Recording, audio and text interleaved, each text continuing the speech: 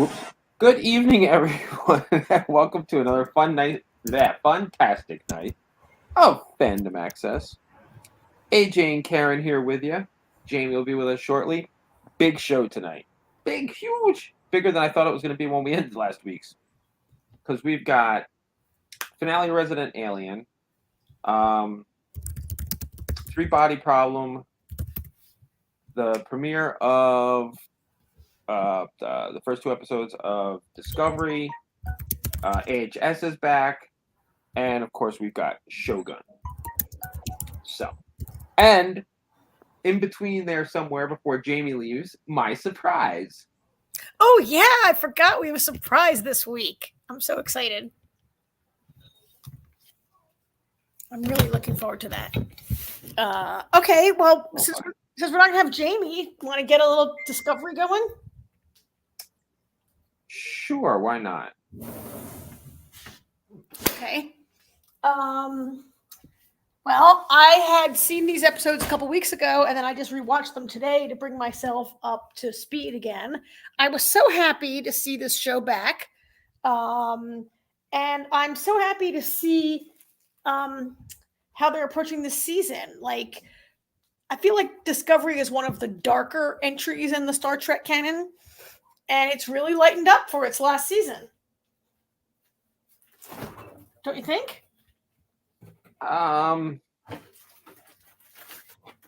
not sure what you mean by lightened up. Well, I mean, it has a real like national treasure kind of feel to it, or you know. Okay, I get what you're saying. Yeah. Creators have said Indiana Jones was a real inspiration for this season, and even in these first, I've seen 4, but even in these first 2, there's sort of that like, oh, we found a clue. Let's, solve the riddle, find the next clue. It's kind of fun, right? It's kind of yeah, the stakes are high. It's always about potential annihilation of the galaxy or,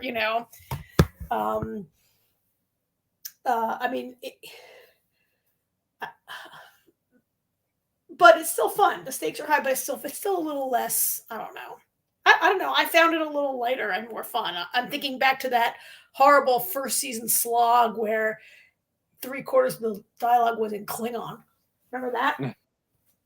Well, I mean, that was the time period. Well,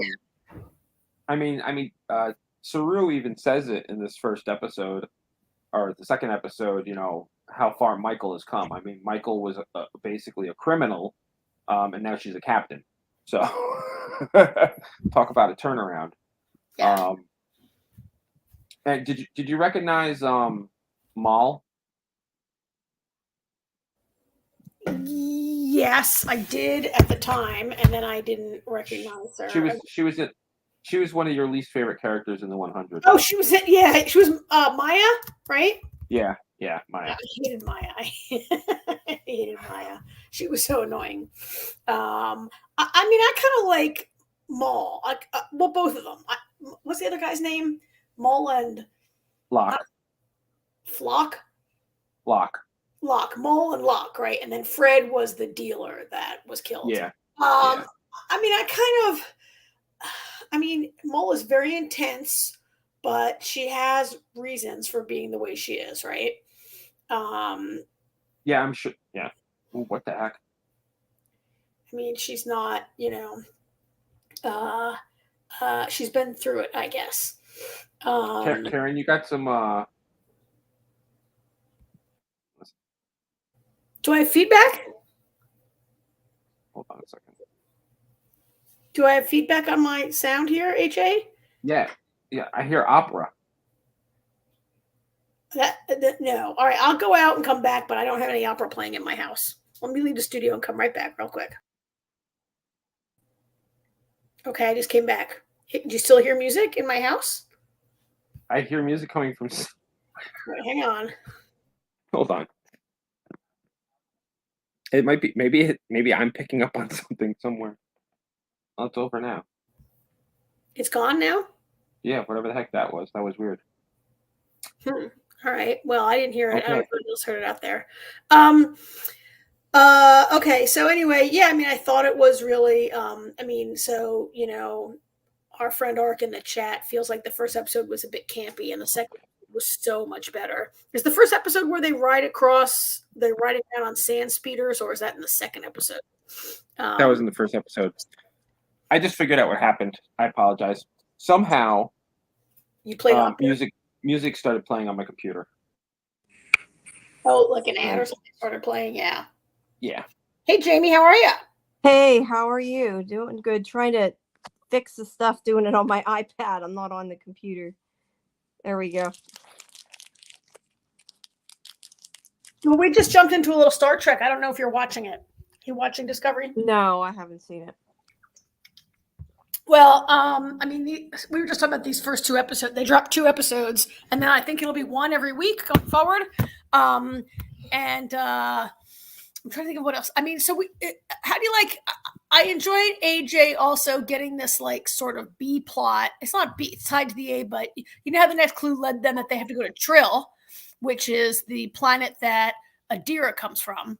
Planet Lisa she comes from, and I forget, like, I kind of forgot about all that she went through with Gray and that she's really just a kid because, like, lately they've made her such a competent member of the crew, right? That I kind of forget that she's like, I mean, it's basically like she's going back home to see her, like, first boyfriend ever. Or I didn't say her, they. I keep saying her. Adira is they. I'm sorry about that. And they are going back to see their first partner, their first romantic partner. Not more than that, right? I mean, it's so much more than that. Gray was like a symbiote, right? I mean, it's so much more than any kind of like a relationship that, I mean, it plays out like it's a romantic relationship, right? Kind of how it plays to me on screen, but it's so much more than that. Well, yeah, especially with the symbiote. Transferring to Adira. The first person wasn't a Trill, so yeah.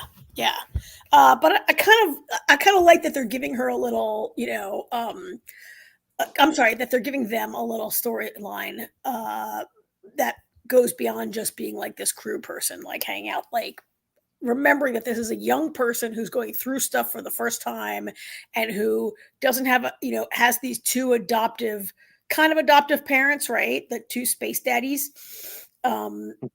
That they have that are very inexperienced. They just like inherited this half-grown person, right? Like they haven't been parenting since infancy, and so they are suddenly had this surrogate parenthood thrust upon them. I'm looking forward to seeing where that goes. And that the show is having time to give everyone their little stories. There also is so much about Doug Jones and the Saru and the Vulcan president that he is engaged to by the end of episode 2, right? Yes. That was kind of exciting. I mean, to see Saru go to be like, going to become an ambassador to a cluster of planets. And I mean, Saru has really, talk about how Michael has come so far. Saru has really come very far also. Well, they all have. And I was really happy to see Tilly back. Oh, yeah. And we got a little like drunk Tilly scene or a little. Oh, that was funny. I know she was drunk, but under the influence for sure. That was pretty funny. I mean, she's definitely a favorite character. I would hope. Go ahead. I was just gonna say, I hope what they're gonna do with Tilly is, I mean, I hope she's around more than just the 1 episode, but I think it's also gonna kind of be a little bit of, hey, don't forget to watch Starfleet Academy when this is done. Oh yeah, I mean, I would hope they would put her on the ship for at least a number of episodes. We'll have to see what happens with that. The way they found a way to put Book on the ship, right? Yeah, and Book doesn't feel shoehorned in there. It makes perfect sense why they need him. Yeah, I think that relationship is going to be very interesting. Plus, I think it's going to be very interesting going forward whether or not Book's loyalty stays to considering that it turns out Maul is the closest thing he's got to family. Yeah. So there's that. So what do you think about Callum Keith Rennie joining the cast? So I go up and down. I have times where I think that character is a great addition, and I have times where I'm like, oh my god, that guy is such a jerk. Can we please right? But that's the point. The point is that he's a very abrasive person. He has a very different style of being a captain, and the idea of like he's a captain who's demoted is very much where Michael was when the series began, right? Exactly. I felt that way too. I was like, I kept yelling at the TV. Actually, I kept saying, Michael, why don't you tell him, hey, I used to be you. Chill out. Yeah, I was a captain. I'm a captain again. She was never as much of a jerk as he is, but No, she was definitely abrasive and didn't know when to shut her mouth. But yeah, which is and he's the same way. He's what's that? I'm looking up his name right now because I of course forgot his name. Rainer. I mean, Rainer was already kind of a very. I mean, he reminds me of a certain type of character. He's very self-assured. He's got his place. And he already was a jerk, and then he finds himself like sort of demoted, and he's even angrier, right? And he's gonna make mistakes, and people on this ship are gonna have to school him a little bit and how to be a bit, I guess there's a way in which Michael and her crew are kind of unusual, the way they get along and how they act, but they're kind of not also, right? he's kind of a perfect fit actually because of the way they are. Yeah, he's going to be great. He's going to be such a different kind of number one than Saru was, and he's really going to push Michael in terms of like her ability to be a leader, right? And having to remember where she came from, and they'll probably turn out to be best buds by the end of the season.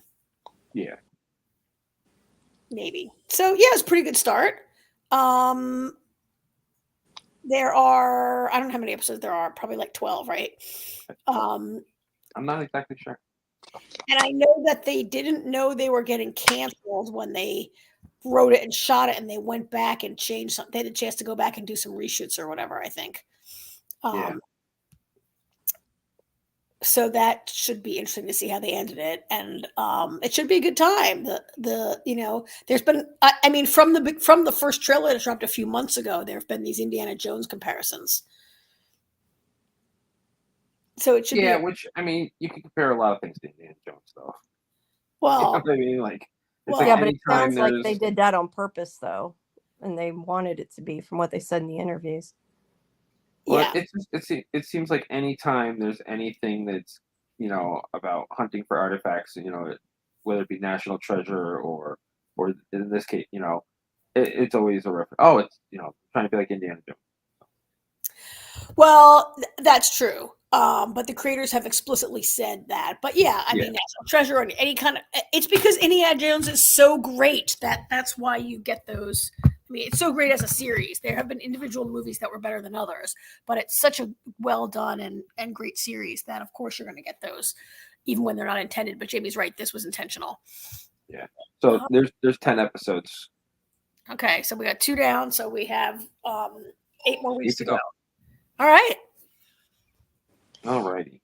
All right. Well, since I was going to say, and those interviews will be up once someone sends me tomorrow. I have a slow day at the office tomorrow. Okay. As soon as I send my email, I have to do some more work after we hang up. Ark's asking one last thing about the old Next Gen connection, which I have no clue what she's talking about. So I was just gonna say that actually they made a connection to Picard. And TNG, the Romulan was involved in one of the missions. And the creators, I think that was cool. So in all the press materials, like there were major warnings not to reveal that particular spoiler, that there was a connection to Next Generation. I thought it was kind of cool. I think it's a night. I mean, I think, I'm a person who has watched all these series since Next Generation, but I think Discovery is a show that many people could get on board with without having watched Next Generation and others, right? But it's nice. I think it's nice to bring that in. I thought it was great to bring it in. I appreciated it, and it's kind of a deep cut. Like, that's just one little bit of a lengthy series, and I'm sure it drove a lot of people. The cool thing about it is when Discovery started, they were before Jean-Luc Picard and That's right. TNG. So for them to throw, to them kind of put that in there, it's like, it's not like they go, oh, I know that guy. Like, who the hell's he? Yeah. As far as, burn him at our whole Michael, crew, jump 900 years. Oh, you know what? One thing I noticed about all Star Trek shows, you ever notice when somebody really wants to put home a point, they call the captain by their first name? When her and Saru were hiding behind the rocks, and those drones were shooting at them and everything, and he's like, "I'm faster. I can do this. I'll make the distraction. You go do what you got to do." And she's like, "No, Saru," and he's like, "Michael, I can do this." And I was like, they every single time. I was like, how many times did we hear, whenever Spock really wanted to drive home point, he was like, "Jim." Yeah, or like occasionally someone would say Jean-Luc. Beverly mostly, but others would be like, "No, Jean-Luc, I can do this." Every other time. Occasionally it was Riker. Yeah. Yeah, you're right. That was a good point. That was actually a pretty good scene. That had a real that reminded me. I mean, that was very Indiana Jones influenced also, right? They're in the jungle and they're like rock sculptures and things like that. That seemed directly inspired also. Oh, and there was also in the first episode there was an Enterprise, Star Trek Enterprise reference to the Archer space dock. Oh yeah. It must be a lot of fun for the writers to try to throw those things. Throw stuff in. Yeah. I got a question for Ark actually. Obviously caught the Next Gen. I apparently missed the Voyager shout out. Oh, I think the creators are referenced in Voyager. I think that's what that reference is. Right? Isn't that referenced back around in Voyager? I think that's a double show reference. I think that if I am correct, I don't remember everything about yes. Ark said yes. Okay, I don't remember everything about the creators, but I'm pretty sure that comes back around for Cisco. Gotcha. And we'll have to go to Wikipedia. We'll have to go to the boards to remember all that. Anyway, we got a long way to go, and this should be. I've seen the next two, which were really fun, but I haven't seen the whole season, and so this should be pretty. I think I have high hopes for this being a fun season. Yeah, I do. All right, so you guys want to move on to Resident Alien? Sounds good. Resident Alien finale, and Jamie, I mentioned I've been working I've been editing for 14 straight hours today, and so I didn't have time to upload any graphics. It's okay. Or anything for people to look at. So you just get us talking tonight, folks. Sorry. Yeah, I was going to say, is there anything that's still in there? Maybe we can reuse, but I don't know that there is. The one thing we probably should mention before we do this that we didn't mention is about Quantum Leap. Oh, shut up. Quantum Leap canceled. Oh, I'm surprised at that because I'm not. It's NBC.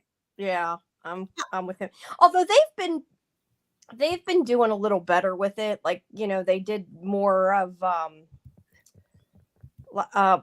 am I I don't know why my brain isn't working, but the dinosaur one.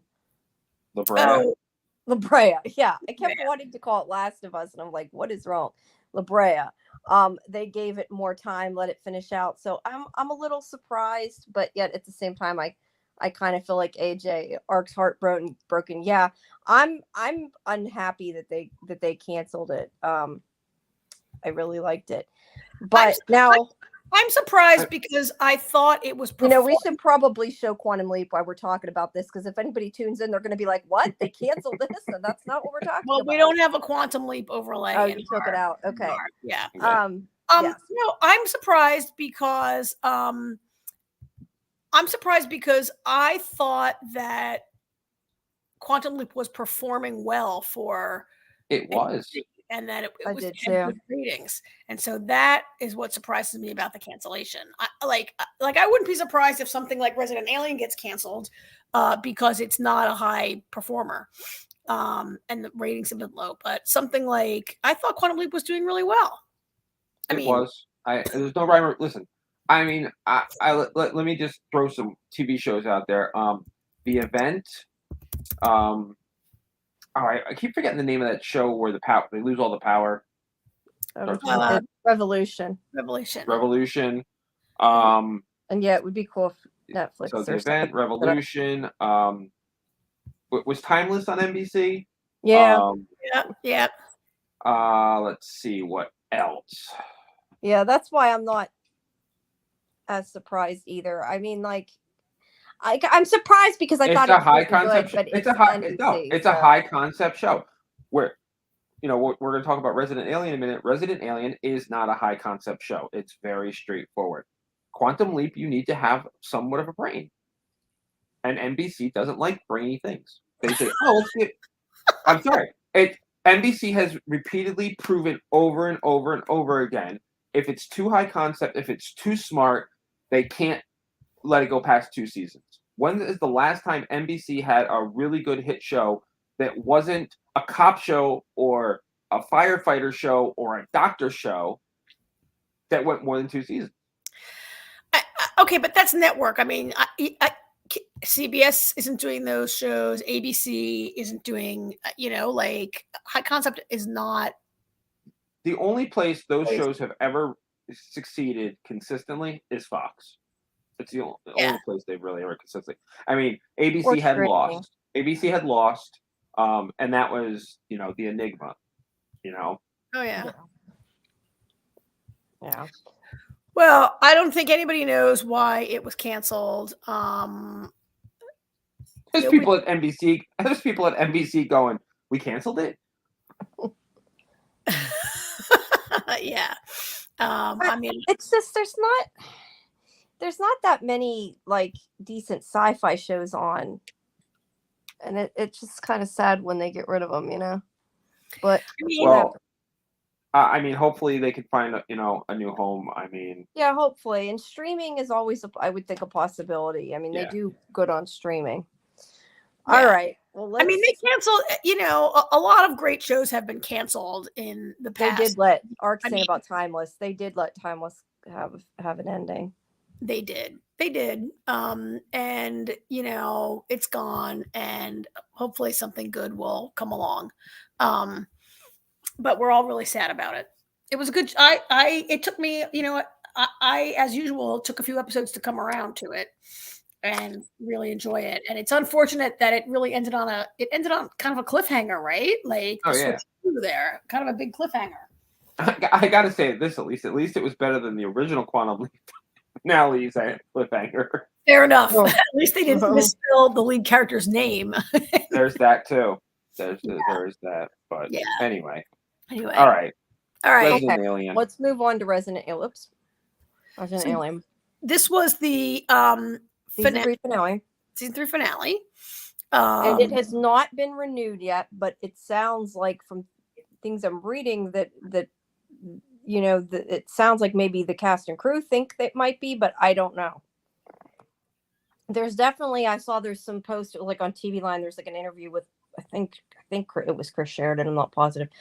Like that he at least had plans for it, but I don't know. I mean, nothing's been said or anything. Writing. Right. Yeah. So there were some huge revelations in this. This was a big finale. And this is a big cliffhanger. That's why I did not like. This is not good if it ends up being a series finale. Well. Yeah.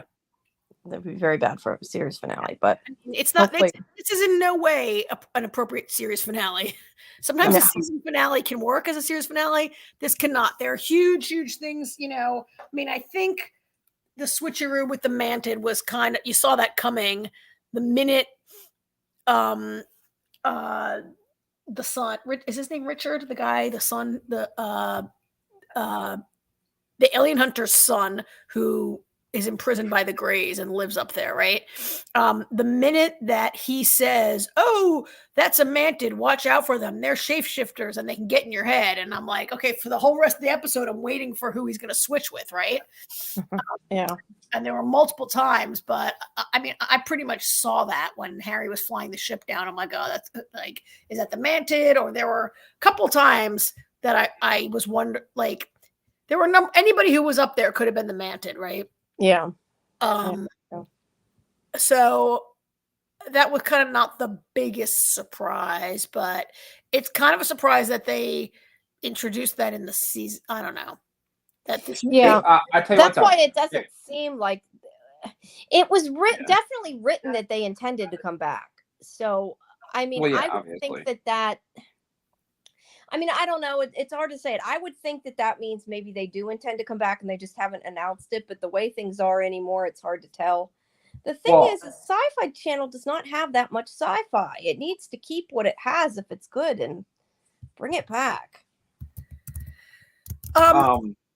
It's very. I mean, they could have. They might not even know. They might have, wrote it hoping they come back. But if they haven't been told anything, I mean, they're going to write what they're going to write.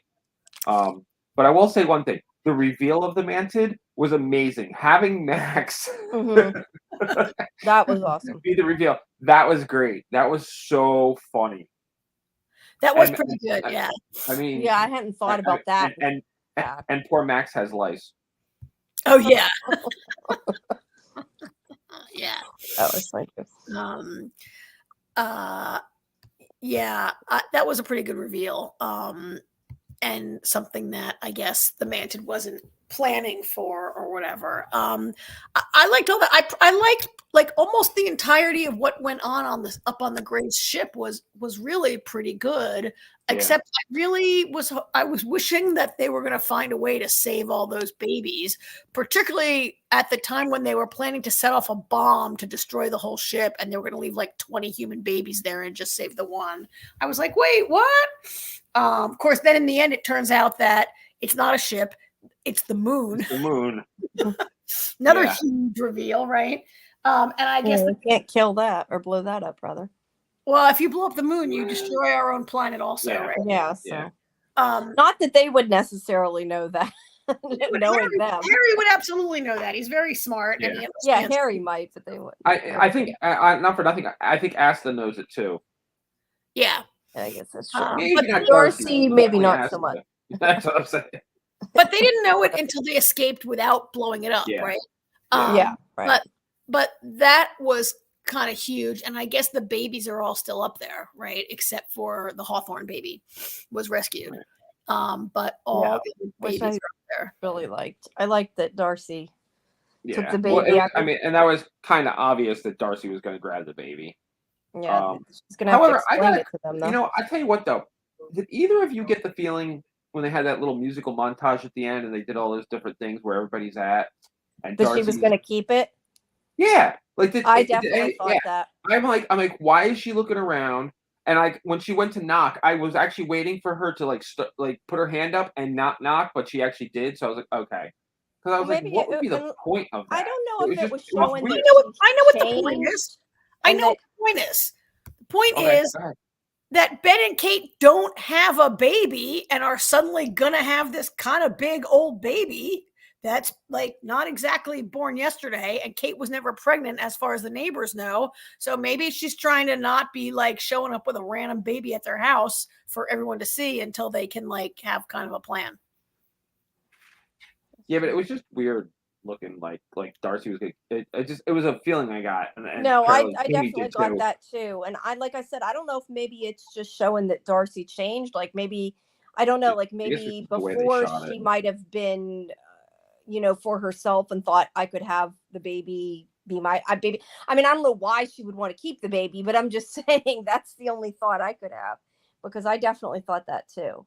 I thought she was going to not do what she did, but she obviously, knocked. I do wish that we would have gotten to see that reunion though, because they knew they at least know they have a baby now, and even if she didn't remember being in the ship. Yeah, I mean, it doesn't mean you might not in next season. Like if they picked up right from there, you probably won't.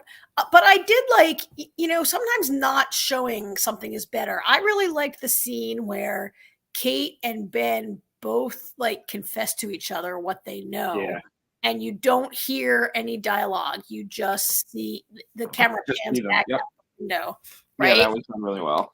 I thought that sometimes you're not able to. That you couldn't write anything as good as what I just might imagine in my head that conversation would go like, That's true. I like that. I agree. And maybe like this show is like never gonna like people like seeing their baby that they thought they lost is like maybe that's. I guess that's really emotional and serious, and not really what the show is. So maybe it's better for us to imagine, for us to just feel like for ourselves what that would have been like for them. And I think that maybe they wanted to really make that scene be about Darcy and not about Ben and Kate. Like so much of this season has been Darcy's journey to like try to do something with her life, right? Mm-hmm. Meaningful and be remembered, and maybe the minute you hand that baby to Kate and Ben, you take the spotlight off Darcy's arc there, and so maybe that's they wanted to end it like that, so it could be Darcy completing her task or whatever. Yeah. I'm falling here, but no, that makes sense. There was one thing in the episode I was disappointed in, and I felt like Liv didn't get enough screen time. It was like her and Mike's stuff was funny as always, but I feel like they gave more to Mike in the episode. I mean, hell, Mike gets to see the alien at the end. Yeah, I know. I would have rather Liv see the alien, but Liv or them be together. So that's something. That was definitely surprising that Terry O'Quinn's character is sort of alive. Hold on. That is such a freaking Terminator reference, though. I am coining this right now, so it's mine. Robolock. I like it. I like it. Too. I'll have to call him that. But I said that when I said the kids and I were watching it, and as soon as I saw him, I was like, "Oh my god, look, it's Robolock!" And Artie got it right away. Damon was like, "Huh?" And I was like, "That's Locke from Lost." And he's like, "Oh yeah." Yeah, he didn't live. He didn't get the Robo part because Damon has not seen RoboCop cop yet, but Artie has. So yeah. I mean, I think they could be for Liv to find that doesn't. Liv's already Liv is a believer already, right? It validates her though.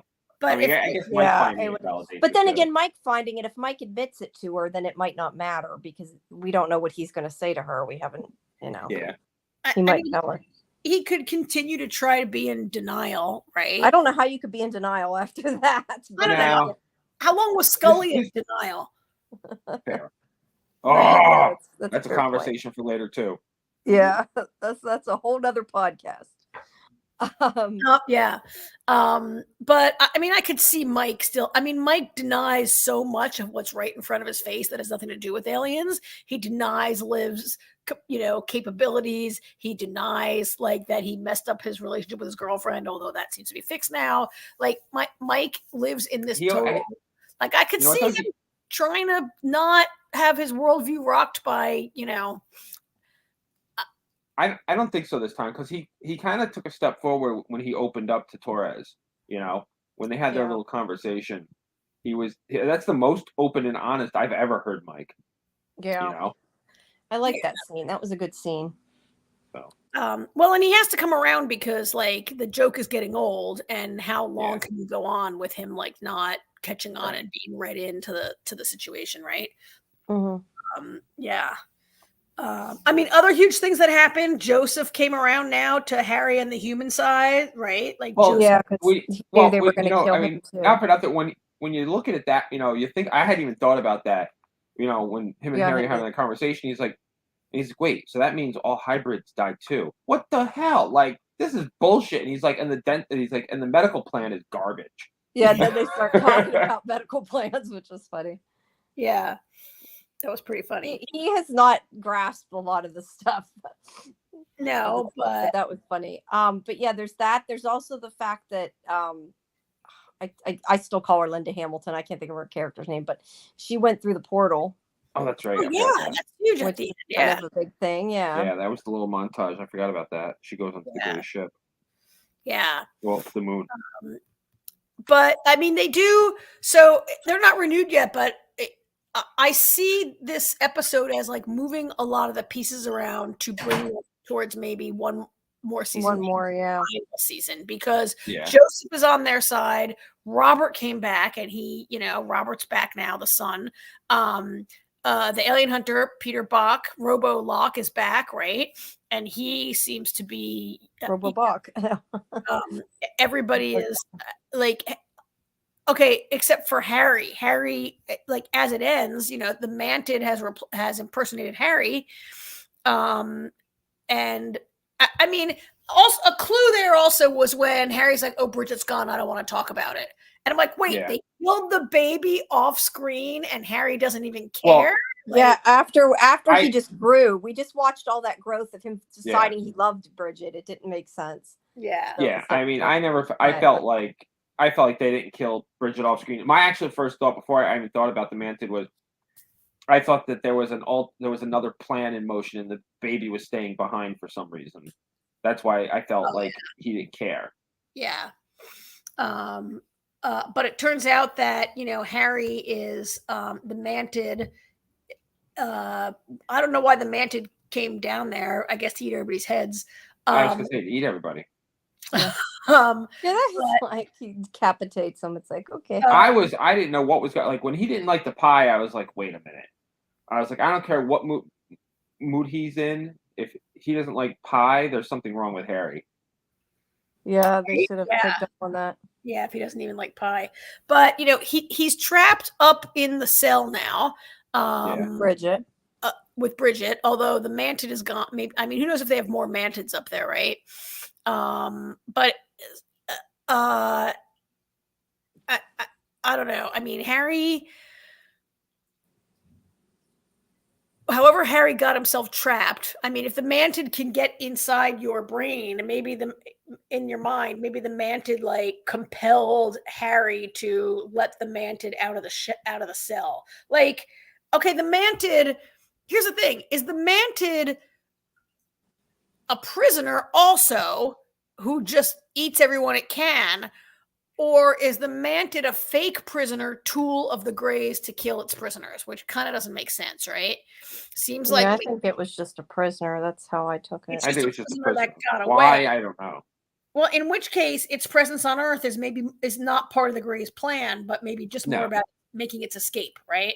Yeah, that's Yeah. definitely what I thought. It has escaped, and it's on. I definitely think the Mantid is going to make things kind of interesting next season, Now, here's the one thing though: they come back next season.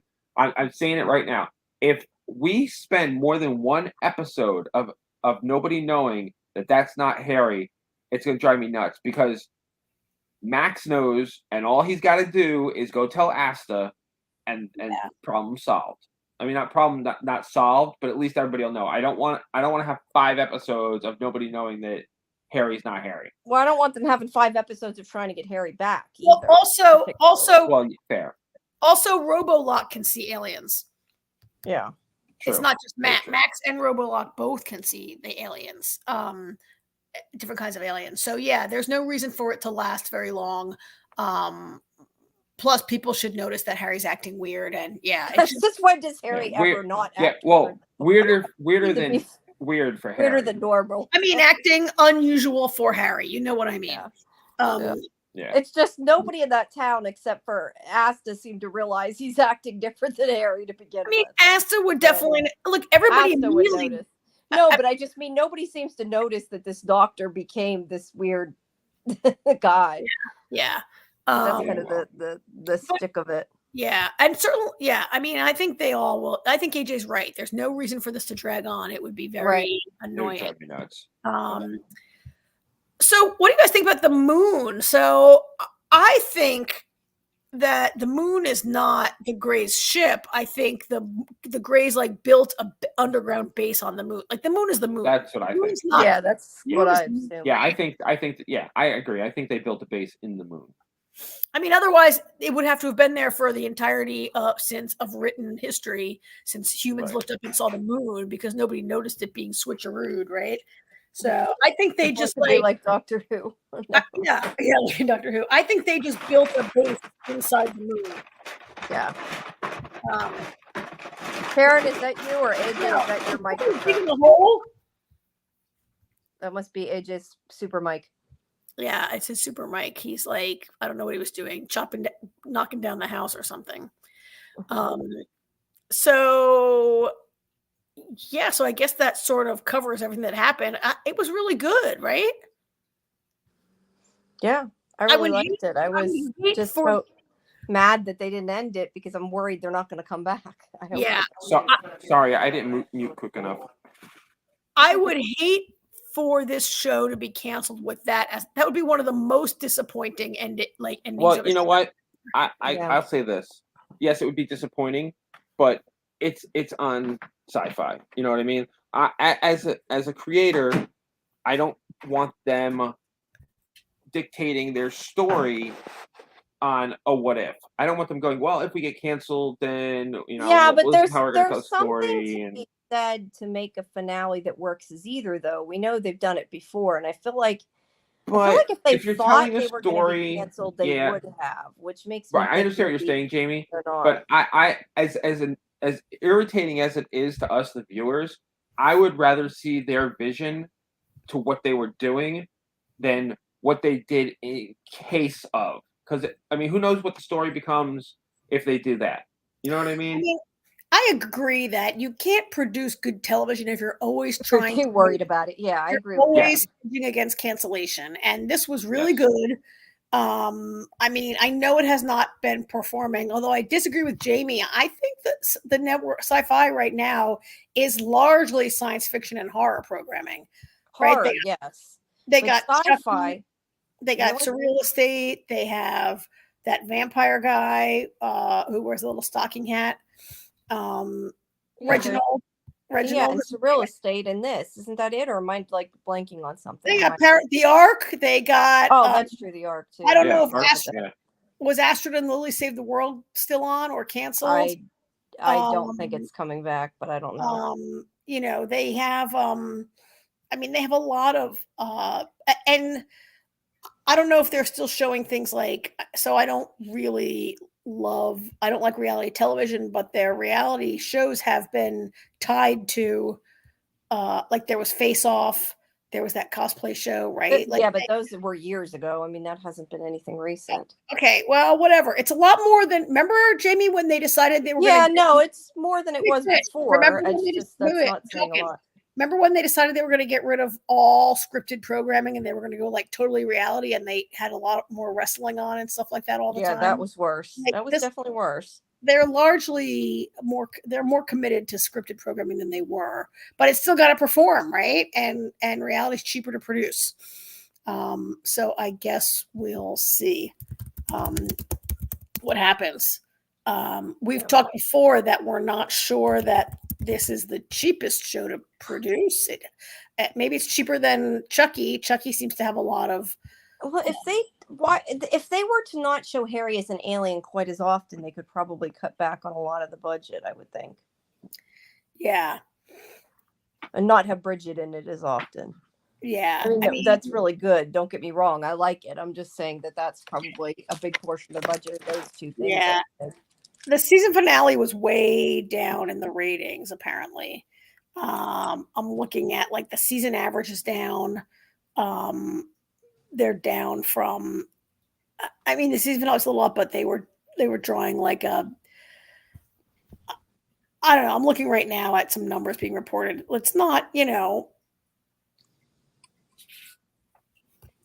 solid. So we'll see what they decide to do. It'd be great if they gave it one more season because it really. I don't think there's much more to be. One season will do it, right? Mm-hmm. Yeah. Yeah. One season will definitely do it. Yeah. So all right. So, all right. Well, Hope we'll springs see. eternal. Mm-hmm. Yeah.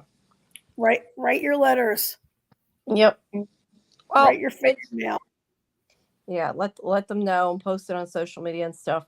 I mean, it still has a chance. It's not like it's been canceled, so we can hope that it'll be. They just have to make their decision. They should bring Quantum Leap to SciFi too.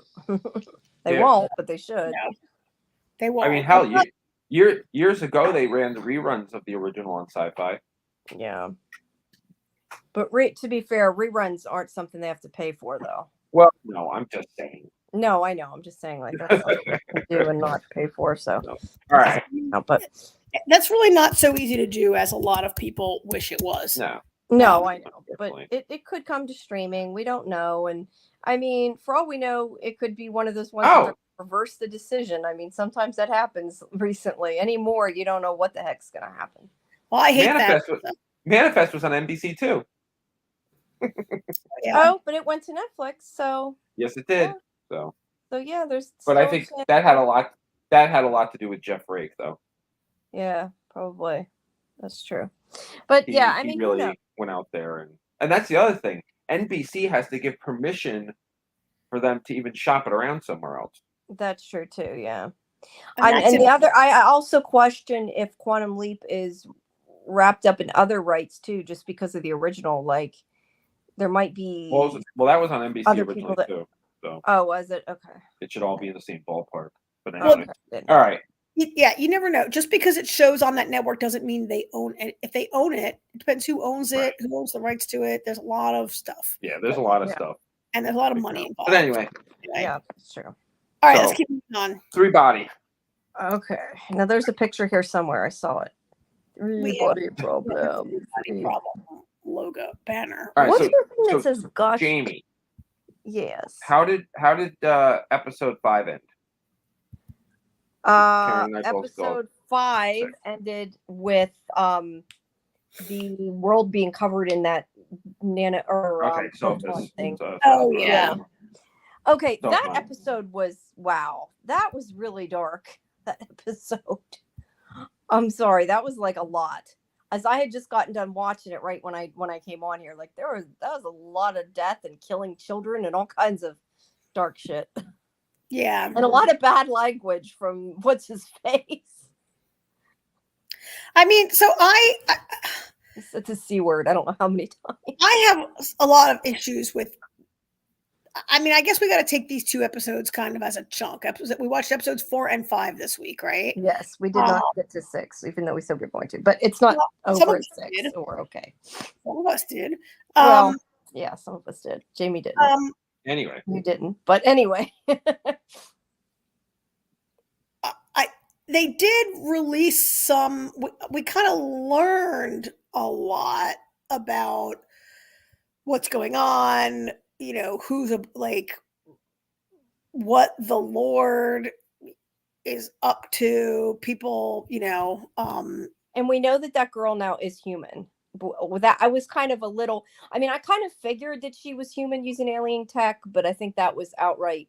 When you say that girl, the girl, not the one in the game, the one that Tatiana, not Tiana, the one that got shot in the leg. Yeah, Tatiana.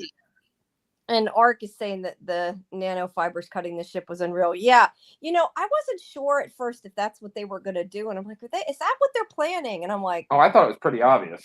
No, I mean, I was like kind of surprised they were going to go there, I guess is what I'm saying. Like, I figured that's what the plan was. But then when they did it, I was still kind of like, oh my God, they are doing that. Even though that's what do you know what I mean? Like, I don't know. I just didn't think, I thought aliens would stop it or something. I had one problem with that scene, and not the scene itself. I had a problem with the idea.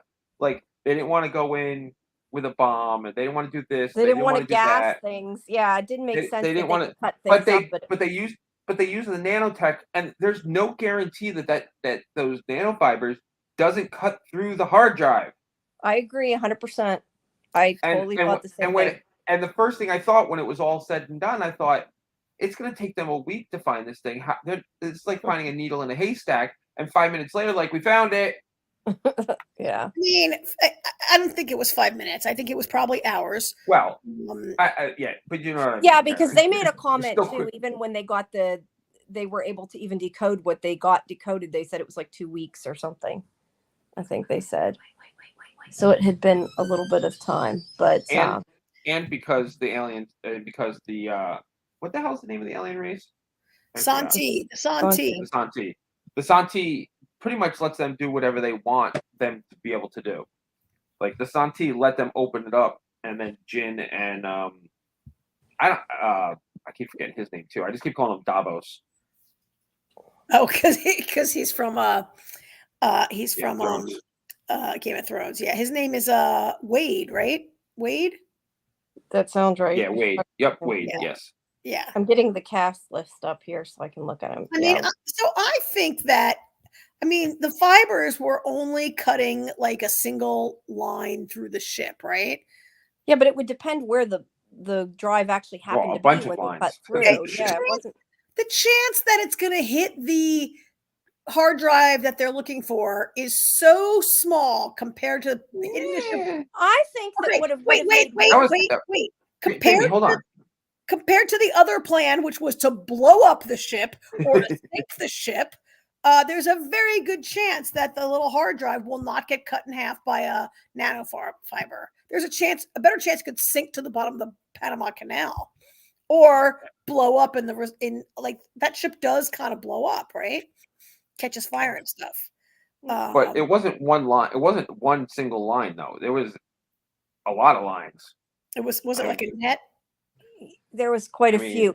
And that was kind of what I was wondering is, okay, they said they couldn't gas them, but I think they partly said with that they couldn't get close enough. They'd destroy it first because they didn't know if they'd gas everybody. But to me, it would have made more sense to like do one cut, like low enough that everybody couldn't have just kept jumping or ducking or something. Like they didn't need so many. I mean, I know why they did it. It was more effective as a visual effect, but I don't know. It was cool I kind looking. of I'll say that much. it could have Yeah. killed it. Definitely cool Super. I think of all the problems you have with this show, the way they get the MacGuffin is your biggest problem.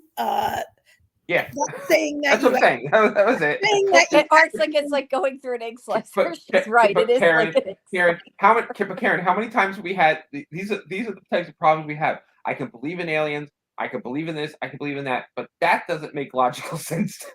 Yeah. Yeah. I thought it was a pretty awesome scene, and I don't really care if it was. No, like, it wasn't awesome. Oh no. I mean, it's not kill it. It doesn't kill the show for me. It's just like it's just funny to me. Yeah, it's just something that sticks I out. thought it was great. I think Art makes a great comment. That's why I said like an egg slicer. Whoop. Yeah, going through like an egg that's not slicer. great. Yeah. Oh. That's exactly what it was like. Yeah. Now here's the thing that I question, and I don't know. Does her name's Vera, right? I get the Vera's dead. person's name. No, Vera's the one that Vera. jumped. Vera's mother. What's I want to call Yay. her? Yeah. Her name is sorry. Yay. Yay. Okay. Yeah. So the thing Yay. wasn't 100% sure of, or I guess quite getting, is Ye obviously condemned us, and she even said to the aliens, come kill us, essentially. The thing that I'm kind of confused about is I'm not sure I quite get why she thinks they're going to save us. Like, she thinks that they're the only ones that can save us because our world is doomed. But in no way did they ever say that they weren't going to kill us, and she never asked. That's the one thing I kind of am struggling with, and I don't know if I missed something or am just taking it different. I don't know.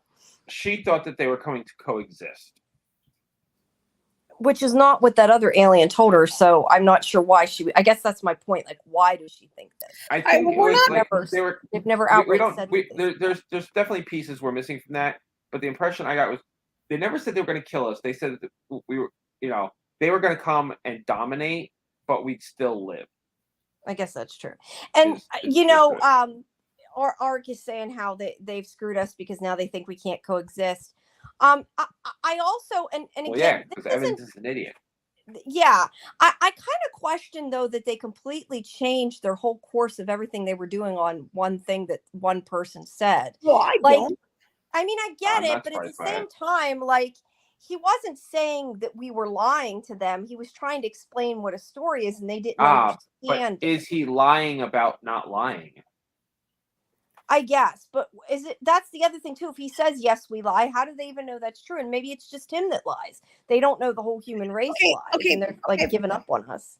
Well, they know that any person in the human race could lie. Can lie.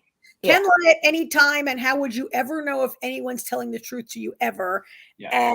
And I mean, I think Evans screwed humanity worse than Ye when Jay did, and because I mean, look, she is it in this episode or the next episode, AJ, where Jin and Vera?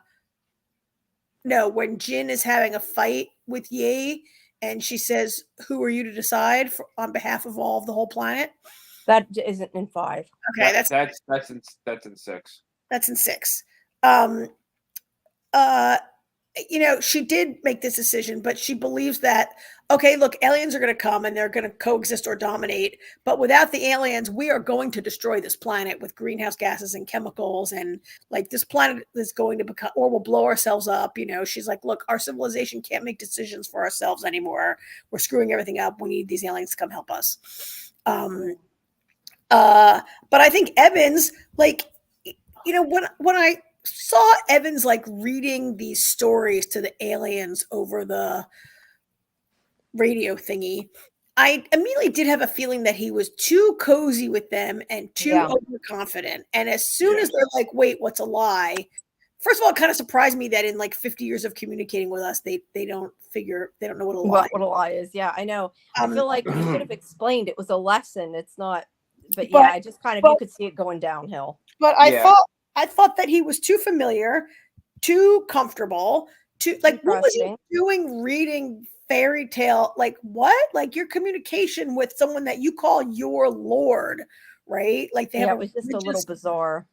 Well, it was his hubris, I think, that he could be friends with dominating. I don't know. Well, I said it was funny. I said to Alyssa, I was like, it's a good thing he didn't read our world history, because they would have cut ties with us a lot fucking sooner. Yeah, right. Yeah. Yeah.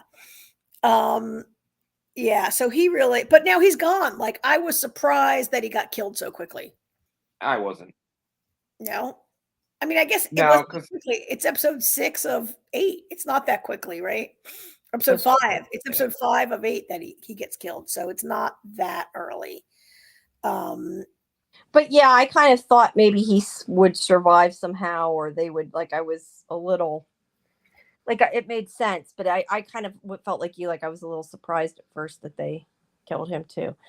Yeah. I don't know. My main takeaway from the episode, like I said, I was more just like shocked they did that. I mean, like I said, not that I didn't expect that's what was coming, but it's just like it was really powerful and it was done really well. But it was just like, they just killed all those kids.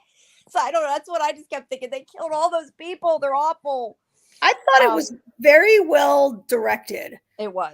And there were some touches as different things get, like, not just the children, but other like parts of their sort of normal life on the ship get kind of sliced. And you were reminded multiple times that you were killing kind of normal people, but then the characters, particularly Wade, keep reminding you they're traitors to humanity, right? But their families aren't necessarily, just those few but people. The whole plan is to raise your children to be traitors to humanity for generation after generation for 400 years. Their children are traitors to humanity. Yeah, I know. And I mean, it's war, and children do get killed in war. It's just usually they try to avoid it, and more so on a television show like this, it's kind of surprising that they just went ahead and showed them all die. But that's the thing. I mean, it's definitely a gray area, but the fact that, I mean, like Wade says, I mean, Wade's a jerk, but he's not necessarily wrong. Like, these people are literally traitors to the Yeah, and they're entire trying to human save race. the planet. It's much more important to save the planet than to save. Although that gets into the morality issue. Of I mean, to be fair, some of those kids can be like, "Oh, mommy said this is the best way." I mean, when those kids get, older, they could be like, "Mom was a nut job. Like, dad was crazy too. Like, why would they have agreed to this? This is stupid. I'm switching sides." Obviously they'll never get that chance now because they're all, sliced and diced. But in that moment, I mean, I get it. I mean, I have there's casualties. There's casualties in war, and as there is shitty as it is that they killed all those kids. They had to, and, or at least it seemed to there's them. no way around it. No way around it. And to be fair, they all right. So I don't know how many people were on that ship, but say they just killed 1,000 kids. That is They saved nothing. billions. Exactly. You killed 1,000 kids, but you saved a billion kids. Because when the aliens get here in 400 years, they're just going to slaughter everybody. Yeah, no, you're right. The one thing I'm questioning, and this is more just I'm curious and wanting to know why, is they obviously have great power and they can get inside people's minds, even though they're whatever it is, light years away. Just like how they make Augie see things and that. It surprises me that they used a human to do so much of the work, and I think that was what you were supposed to think about in the one scene when the detective's talking to Augie, because he says something up to that effect, like maybe they really can't, if they're using a human, they're not as strong as they're making it out to be. And it made you kind of question, are they? And then obviously we know now they are, but it does make you wonder, like, why they used Tatiana in the first place. Like, it's curious. I mean, Tatiana's probably not the only person that has conducted missions well, on behalf of them. I guess, though, converting people and making people believe in them probably makes it easier, though, too. I don't know. I mean, she's not necessarily just converting people and making them believe. Like the Oxford Five, getting the scientists too to help. The Oxford Five have been targeted since they were very young. Vera's mother is the originator of the whole plan, and the rest of the Oxford Five are like best friends who've like studied. Like Wenji was like another mother to Jin. They're all very. It's not. Like, none of this is not planned, right?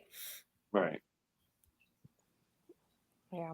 So, she's not just, like, converting, like, Tatiana's not just walking up and converting you. There has been, they've been exerting forces on your life that you don't even know about for years to set you up maybe for that moment where Tatiana walks up to you, right? Mm-hmm. And delivers a couple lines that she's asked to. I guess I'm just curious why they need her, like why they couldn't have done it in a different way. Because they need. Well, okay, they're many light years away. They can't show up and do it themselves for another 400 years. They need agents on Earth, right? They can't. Yeah, and they had to find a way to get that proton or whatever here too. They needed some way to do some of those things. I mean, they're capable of projecting I mean, by the end of this episode, they're capable of making you see. We can make you see what we want you to see, is what they say, right? It's not really clear. There's so much I want to talk about in these episodes, but it's not clear. It's clear how they can, like, they seem to be able to control our technology, right? And they make that message you are bugs to everybody by the end of the episode, right? Yeah. I can even see how they could make the sky, make the stars wink, or make the sky appear to be that reflection using some kind of technology. I don't really get how they could make you see in your mind or in your eyeball a countdown clock. Yeah, I don't either.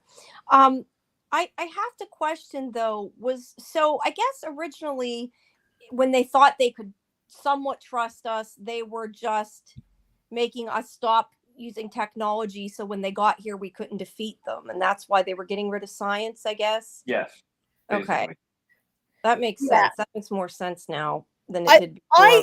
I love that. I mean, there are some things to like about this episode. I mean, I did also what Arca said in the chat. I love that scene also when she listens to when she listens to the tape of Evans telling the story and getting caught like and she realizes like, what has he done? Well, yeah, what has And he they're not- done? And also, like, I just devoted like 50 years to this, and now you like destroyed it in 5 seconds. yeah, like not and not so much what he did, but what she did. Like, her life is her life wasted now? Like, right? Like, yes, he did it, but she's put so much into this, and now like you devoted your whole life to this, and the thing you believed in goes away. Like, what do you even have in your life? Yeah. Right? Like, it was kind of sad, but kind of not sad because she invited aliens to come and annihilate us. Yeah. I don't really feel that sorry for her, but No. I digress.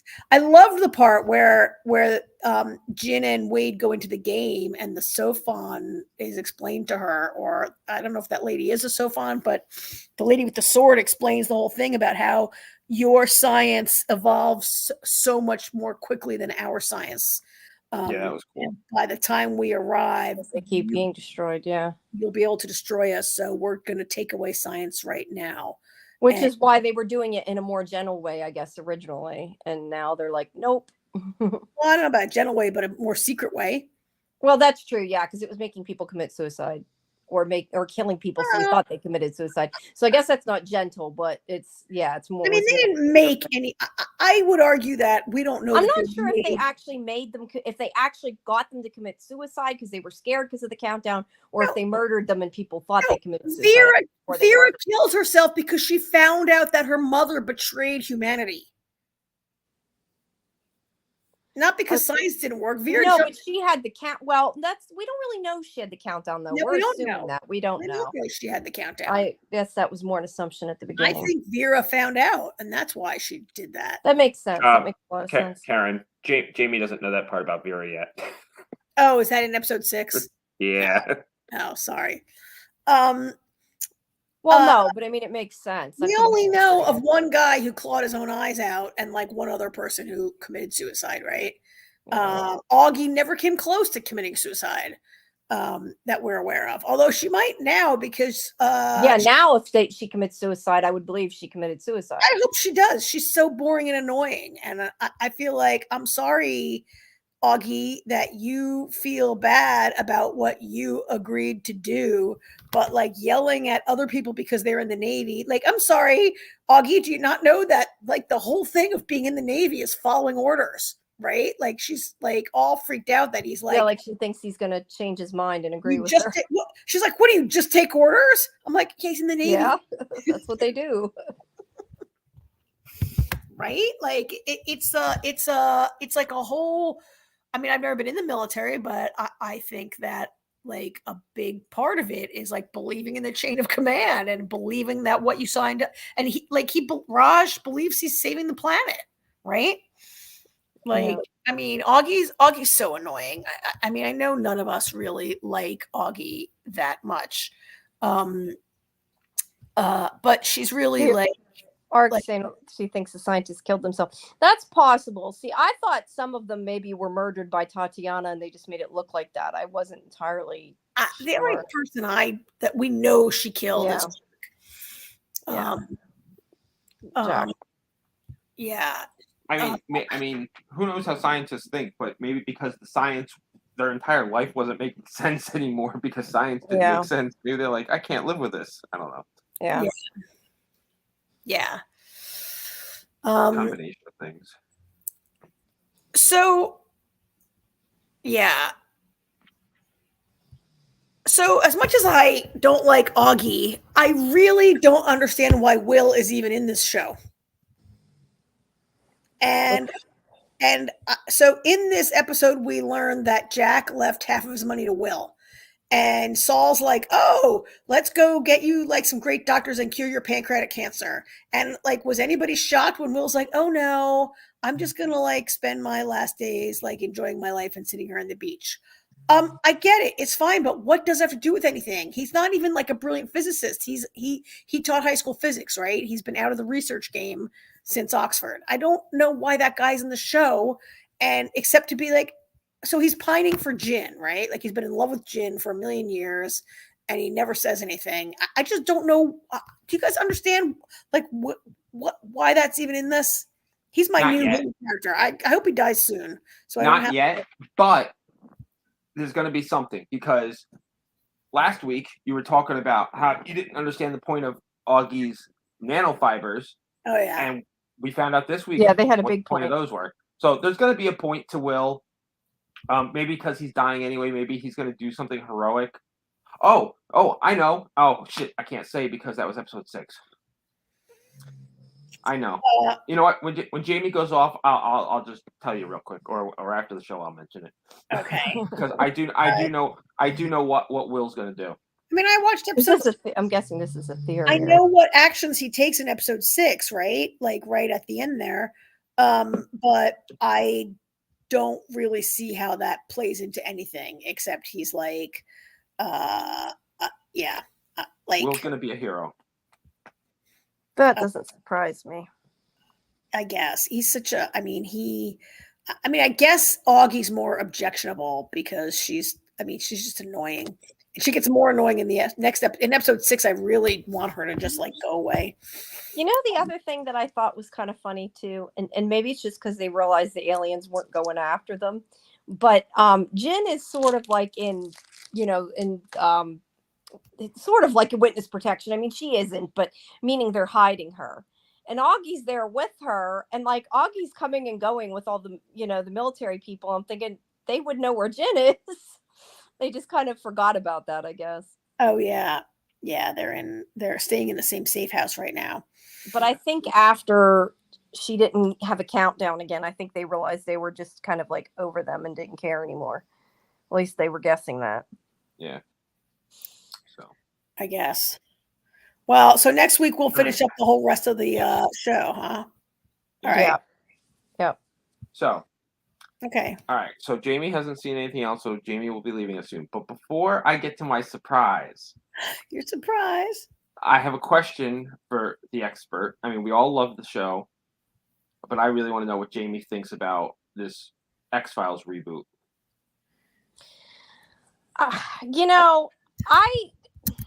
I don't know what to say, because honestly, I'm always like, oh, I want any more X-Files I can get, but I don't want them to mess with it. And I think it's been too soon. I don't understand them making a new show this soon. I kind of wish they wouldn't. I mean, will I watch it? I yes. agree. But I would prefer I don't know if I watch it. I feel like the story's been told. We got what we got with the revival. Just leave it alone. You know what I really don't understand? I seen this an article somewhere saying that Jillian was impressed with the director or whatever. I forget who it is offhand, but the one who's doing the whole thing. Yeah. And said that she would be maybe willing to come back for a bit. How would it make sense for her to come back as Scully if it's a reboot? That makes no sense. Come back as maybe another character. See, that's the thing. But that's not what she said. It's kind of vague from everything I've read, whether or not it's going to be a reboot or a continuation. If it's a continuation, I'm all for it. If it's a reboot, but with completely new agents running the X-Files. I'm still for it. It's still new stories. I wouldn't. I mean, would I rather them do what they have with the characters they have? I feel like the writers. I feel like it worked for the time period. Chris Carter did a great job with it. The revival was a little wonky at times, but it kind of wrapped up a couple things for us. Kind of pissed us off about a couple things. I don't think it works anymore. Not the same story. Not the same show. It's way beyond where X-Files started and was at. It's a new era. People are much more open-minded. People are much more likely to believe in things. I don't think it works with new people. I think they did a great job when David was gone for a while, and they had Robert Patrick's character and what's her face. I'm blanking on actors' names tonight. You know who I'm talking about. Say Mitch Pileggi could come in as a different character. No, Monica Reyes. Yeah. Sorry, Monica Reyes. Reyes. Yes. Yeah. Annabeth. But- Annabeth Gish played her. Yeah, thank you, Annabeth Gish. You know, those things made sense when Duchovny or Gillian Anderson weren't around, and and they kind of mixed and matched, and that worked. Because at least one of them was there, and there was an explanation for why the other wasn't, and then they came back. Whatever. Getting a whole new cast for the same show doesn't work. I don't think the same way that it worked for No, it Quantum definitely Leap. won't work. But I feel like if they did like an X-Files part 2, like it comes after and it's new characters, I think there's a possibility it could work. I don't think it will ever be what it was. Okay, But it's better than a reboot where they recast Mulder and Scully. That's what I don't want to see. Well, that would be ridiculous. But Okay, Karen, no, I'm going to hear what Karen's wants to say. Okay, first of all, no one is saying any of this. First of all, Gillian Anderson did not say she'd be up for playing Scully. The quote That's what I read, she and I said- didn't think it made sense. Her quote, what she said was, and this is a quote, maybe I'll pop in for a little something something. Okay, that wasn't the article I read, because it outright said Scully, but it's very possible that the outlet was extrapolating on what she said too. They asked her, would she be up for coming back as Scully, and she said, "I'm not saying no because it's Coogler, and maybe I'll pop in for a little something something," is what she said. So there's no indication from her that she would even be interested in playing Scully again. I will say it's Ryan Coogler, who did a tremendous job with Black Panther and other things that he's done. And, you need to maybe wait and see what you're going to hear and what it's going to be before we all say it can't work. Right? I do think a lot of the original X-Files doesn't hold up. A lot of it does, a lot of it doesn't. And I think the things that you might do in terms of like government's conspiracy, aliens, whatever, like the culture has evolved in what now the popular culture is around that. There could be interesting things that he could do with it. I mean, I think, this is the guy who did Black Panther. He did Creed. He did Fruitvale Station. He's been nominated for 2 Oscars. He's it would be in better hands than a lot of other reboots have been in. I'm just saying, right? And that doesn't really mean anything's going to come from it, right? Yeah. A lot of shows get proposed like this. Yeah, that's true too. He has a deal with Disney, and that's where this is coming from, right? Right. But one of them is going to be a show based in Wakanda, right? That's a known thing for a while. So that's probably coming first. So yeah, we'll see about it. I'm less knee jerk opposed to it than you guys are. No, you're right. I just don't want to see them recast them. But that's more, I think, because the original means so much to me. I think that I wouldn't like it. But you're right. That doesn't mean that it couldn't be good. It just would be something different. It definitely is not going to be the same either way. Here's my thing. Call it something else. Maybe they will. Well, that's what I'm saying. Instead of continued, I don't know. You know what it is? It's just there are so many reboots and so many revivals work sometimes, but there's so many reboots. There's so little originality. I mean, there's been so many things where it's like where they're like piggybacking off of something famous that's not anything like the original thing anymore. It's like, just call it something else. If you have this great idea, go for it, but call it something else. But then people will just complain that they copied the story from the original. I mean, AJ, for someone who really liked the original Quantum Leap and really liked the second Quantum Leap, I'm surprised to hear you like. But that's a reboot. I feel like it just, I don't know, the X-Files. I mean, the Quantum Leap work. I was a little skeptical about Quantum Leap at first. But Quantum Leap at first, when more than a reboot. At first, I heard, when I first heard that Quantum Leap was going to be a reboot, I was completely against it. When I heard it was actually a revival, I said, okay, that could work, because part of me is going, maybe we'll finally maybe we'll see Sam Beckett again. So. Yeah, revivals. I don't know. It's just I feel like it's two different. I feel like it's two different animals. I mean, how about? It's similar, But I really feel like it's just X-Files is just one of those things where You just don't mess with it. it's yeah. Okay, how Or about at least not yet. That doesn't mean maybe in the future, but I think it's too no? How about soon since the revival. how about Star Trek? The Next Generation is an absolute reboot of Star Trek, right? And that worked really well. It's a revival. It isn't the And same that's different characters. too, though. All right, That's- it's kind of a continuation. It's whatever. It is. I mean, we can split hairs on it, but it is taking a successful property and how about all the Sherlocks? There have been 2 really good Sherlock series. I'm not the right person to ask. I've never been. I've never. Yeah, really I like watched the it. I've never series. seen- I didn't I've never. really like I've never the seen any movies of the all that Sherlock. much, So and the poster child for all of. I mean, how about Doctor Who, Jamie? Well, Doctor Who is Doctor Who. It's got so many different versions. No, but see, every single No, thing I and mentioned, you I say, see what you're "Oh, there's saying, a." and I agree. I'm just saying a How revival about- is fine. A how about reboot where they Battlestar recast Galactica? them is different. How about Battlestar Galactica? But Battlestar Galactica had a long period of time in between. Like they Oh, just God, did you an have an X-File excuse. revival. Jamie, That's the why I X-Files guess was I on. said that. The X-Files was on in the 90s, Jamie. No, but the 30 revival years. wasn't. The revival was just on, is what I'm saying. You're right. But I'm saying, considering they just had a revival a couple years ago, well, right. it's been a little bit I more. can't talk to you 2 because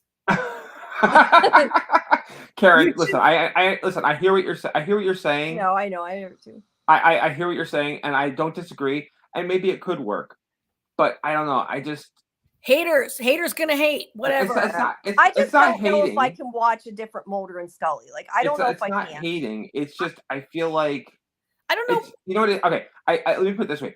I don't think it can have that same magic.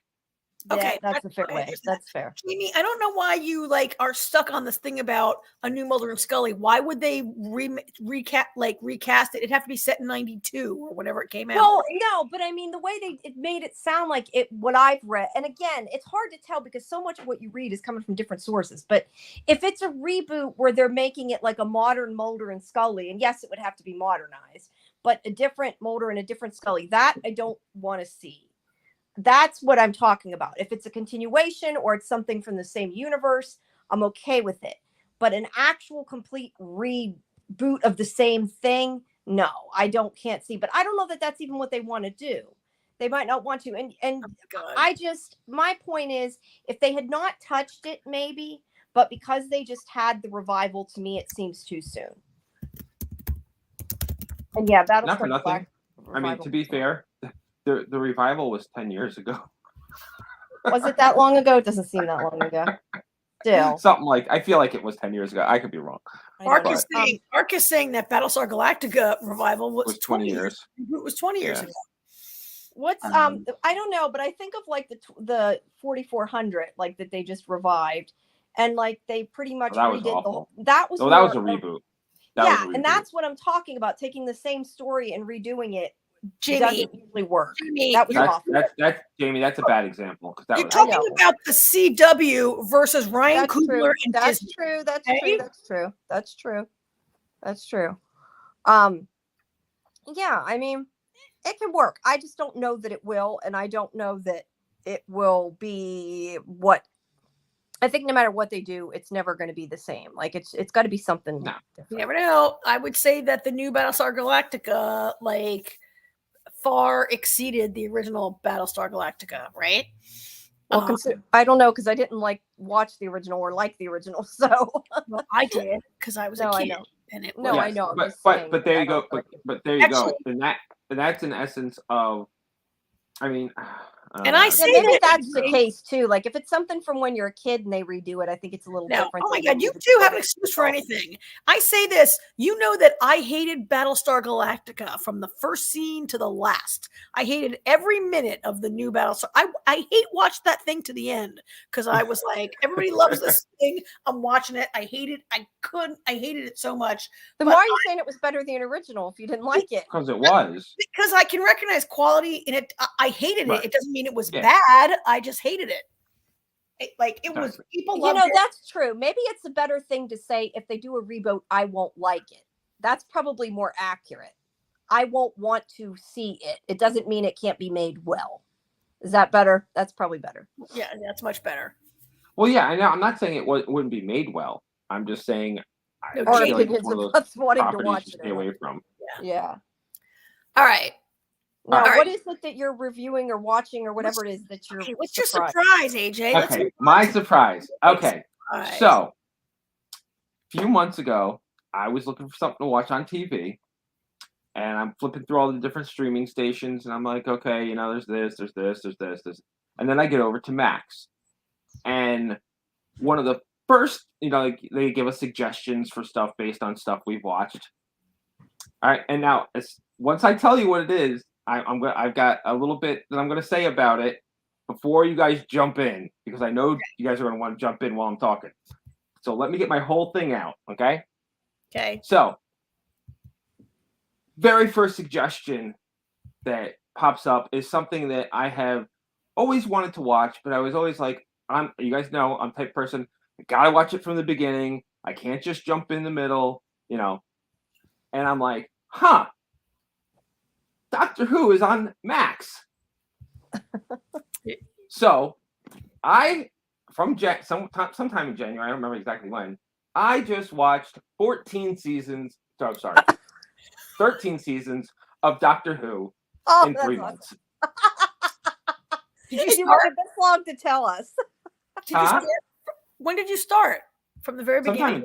Sometime in January. No, which I started with 2005. So the new awesome. Who. You started with You've New seen Who. all of it. I start with New Who. Wow. So yes. So I watched 13 seasons in 3 months of Doctor Who. So Ark says, "Welcome to the Who." The Who. So yeah. thank you, Ark. I can't believe you kept it secret that long. That's what I'm shocked at. Oh, it's funny. I've been thinking, you know, like when I first started it, you know, and we had talked a couple times. Whenever I thought about it, I was like, I can't wait. This is going to be fun when I finally tell them that I've watched. I wanted to be caught up before I said anything. So anyway, so here's my review of Doctor Who. Okay. So the first thing I noticed is one thing we've always, say, all right, time travel show. Here are the rules. As long as the show follows its own rules, we're good. It's when the shows start changing their own rules that we get annoyed. However, Doctor Who is literally the exact opposite of that rule, because Doctor Who makes rules to break them. Like the first thing I ever noticed was when the Doctor tells Rose, "Don't touch the baby; you can create a paradox." And then Rose. And then a couple seasons later, Amy's running around holding her younger self's hand, you know, running through the museum. So I'm like, okay, that rule of apparently paradoxes don't actually happen. So that's pretty funny. It's just timey-wimey. That's why we always say that. It doesn't on Doctor Who, it doesn't always make sense. Well, you know, couple of things that I like. I like the Daleks and the Cybermen, and they popping up here and there and everything. I feel like they overuse the Weeping Angels. There was a couple times I was like, oh my god, the Weeping Angels again. I'm like, I'm so sick of the Weeping Angels. Really? It's only been like 3 episodes of the Weeping Angels. Oh, there's a lot. No, there hasn't. There's been more than that. I forgot about Weeping Angels in 3 episodes. There's the 2 early episodes, and then there's the stuff with River and that. Okay, there is more, but still, there's not that many. There's a lot. So okay, so I don't know how you guys felt at the time, but I did not like season 10. Like season 10 was just bad. I felt like that was the only season I really did not like. Bill was not a good companion. She was not smart. I didn't. And nothing against the actress. It was just the decisions she made. I mean, she made a lot of dumb mistakes. I mean, specifically when I forget what the creatures were called, but when they when they changed history and made everybody think this and everything, and she agreed to let them save humanity because she was, to save the Doctor and everything. And he's like, don't do it. And then she does it, and then she's the first one to be like, "This is what's going on. Why is this happening?" It's like, idiot, it's your fault. Supposed to listen to the Doctor. But Bill just, I didn't. Again, Art's talking about some of the original stuff going back with the spin. Well, I don't know. Hold on, Art. Yeah, you're gonna like what I have to say after this. So I really like the historical episodes. I always think it's fun when it turns out that the Doctor's actually responsible for like a big historical moment or something. Mm-hmm.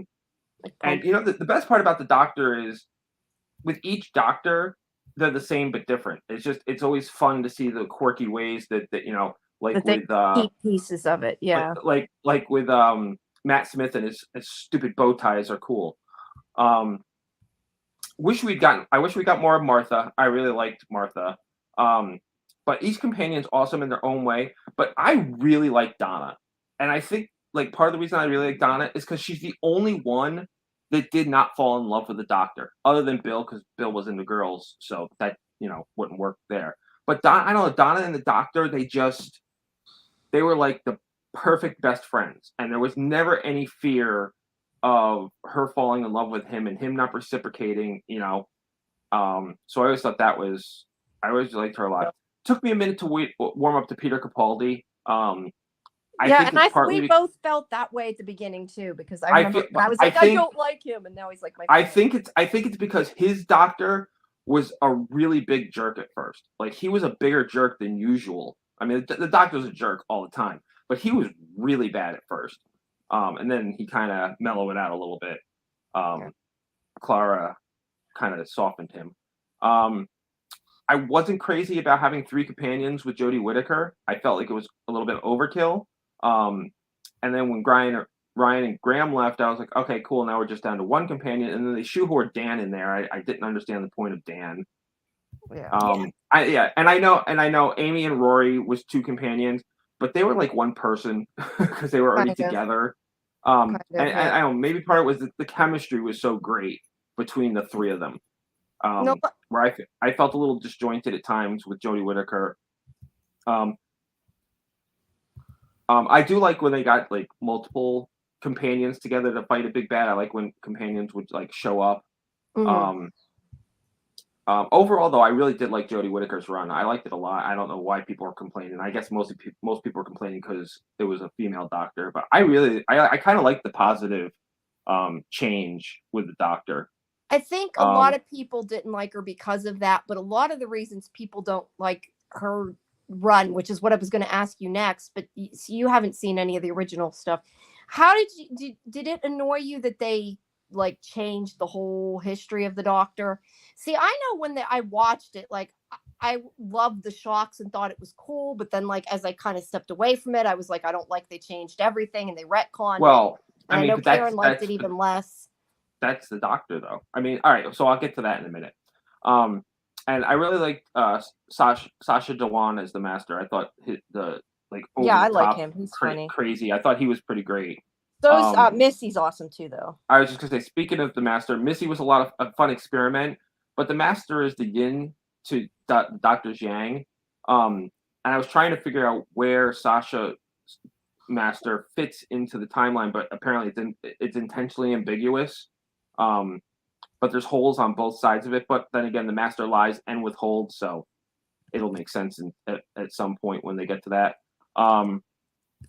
I think that the whole timeless child story, I think it would have been better if the master had been the timeless child, because that would explain why he's always so pissed off at everybody and why he's kind of like really lost it and become unhinged with Sacha Dhawan the way he played him.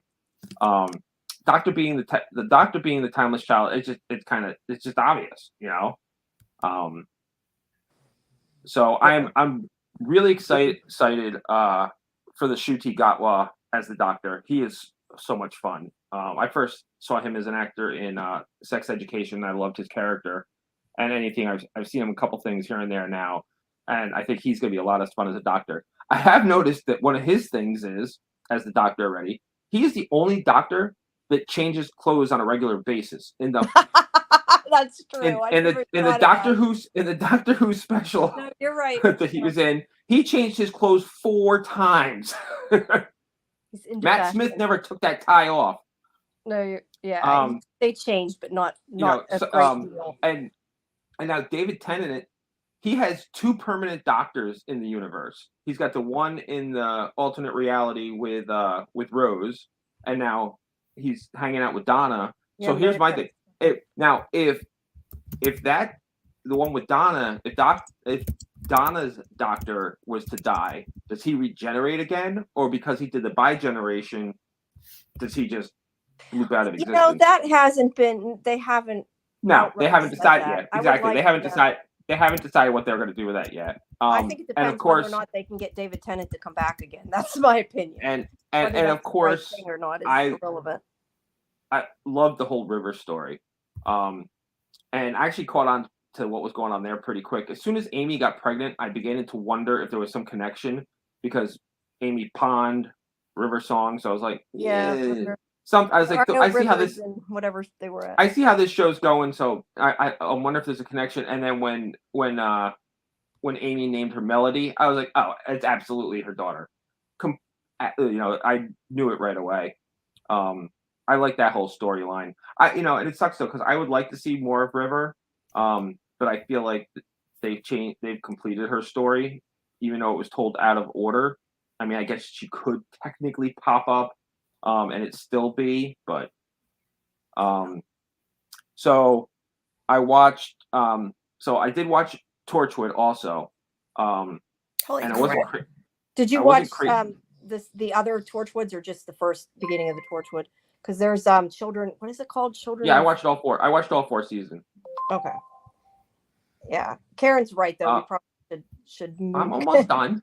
She's almost done. I don't mind talking about it, but I don't know if other people want. I almost no. I watched also 4 seasons of Torchwood. I wasn't crazy about seasons 3 and 4. I really didn't like the overall story, the one story approach. Yeah. I missed the Monster of the Week with seasons 3 and 4, and I was really sad that Jack. I was hoping they were gonna like wrap up Torchwood since it got canceled. Hoping they were gonna wrap it up in a Doctor Who episode, which they obviously didn't do, and that I was sad that Jack only showed up in 2 episodes, that he never like guest starred in Doctor Who anymore. Yeah, not enough. But now Class, you got to watch Class too, if you haven't. Yeah, I didn't see Class on HBO Max, so. Okay. So now, not all the episodes are there, so I had to use TV Fairy a little bit. So now I'm going back and I'm starting at the very beginning. Because on Tubi, Tubi has. You missed some in between. You mean? No, I mean I'm going back to I've seen everything since 2005. I'm going back and watching the original. Oh, the black original. and white. Yes, like the original. Yeah, black and white forward. I watched the original pilot, and I've watched Genesis the Dalek, and I think a couple things of the Fourth Doctor here and there. I need to go back and watch them all too. But I was just going to say, and then we'll move on. I know Karen's like, nobody wants to hear about Doctor Who now. I was just going to say, I did that before when I did it. Like I watched them all together and took like whatever it was a month, or I don't know how long it was, but watched them all from the beginning, and it's a lot of fun. So now when the new one starts in May, you can join our conversation. So. And I'm sorry, Karen, but when I originally announced that I was going to have this surprise this week, we only had 3 shows, and then we realized we had 5. So, yeah, I'm done. Yeah, and Ark's saying about Jack being the face of Bo. She's right. Yeah. They kind of wrap up his story in that sense, but that's but that was that was way back when Donna was the. Yeah. Let me ask you one question, and then you guys can move on, and I'll jump. Which one's your favorite Doctor? Oh, I can't. You can't. Okay. But it's got David Tennant in it, but I really like Matt Smith too. Okay. I just wondered. That's what everybody always asks. All right. But yeah. Oh, we have another talented universe that they liked Class. Yes. I very much like Class too. I was really disappointed it got canceled. I know I talked to what's that guy's name? I'm not even remember to think of his name. The one actor in the show. I'm trying to find the damn thing on our movie database. The one actor that I talked to that was in Hunters. He was telling me about that if you listen to like the Big Finish and stuff, that there's some continuations of it. I would like to get into them. I just have not had the time to. There's too many of them. There's so many Big Finish stories. All right. Yeah. All right. Let's move it along. All righty. I was gonna say, was there anything else? I don't think there was anything else. I just was thinking, was there anything else I had to say? I told you guys about Rebel Moon. I think I had mentioned. Rebel Moon back on Netflix, right? Yeah, it's coming back because I did the press for that. And then the other thing I was going to say is Spiderwick Chronicles is coming soon. I don't know if I mentioned that last time or not. Well, I guess now that I had to pay for Netflix today, I'm gonna have to watch everything I can and get my $7 a month worth. Have been sharing an account and I finally got kicked off today. So I guess I'll try to watch more Netflix shows. Yeah, watch Bridgerton. That's Man, that doesn't really interest me, but no, I really like that. I thought that was good. Yeah. But all right, well, Jamie, you're gonna pop off here, I guess. Okay. Yeah, because I haven't seen Shogun. So okay. All right, guys, have a good night. And I Good will night, talk Jamie. to y'all next week, I guess, and we'll see. Yeah. What's going on then. All right. Okay. Bye-bye. Thanks, everybody. Thanks. Bye. Bye-bye. Bye. Okay. Okay, So- AHS AHS should take 5 minutes.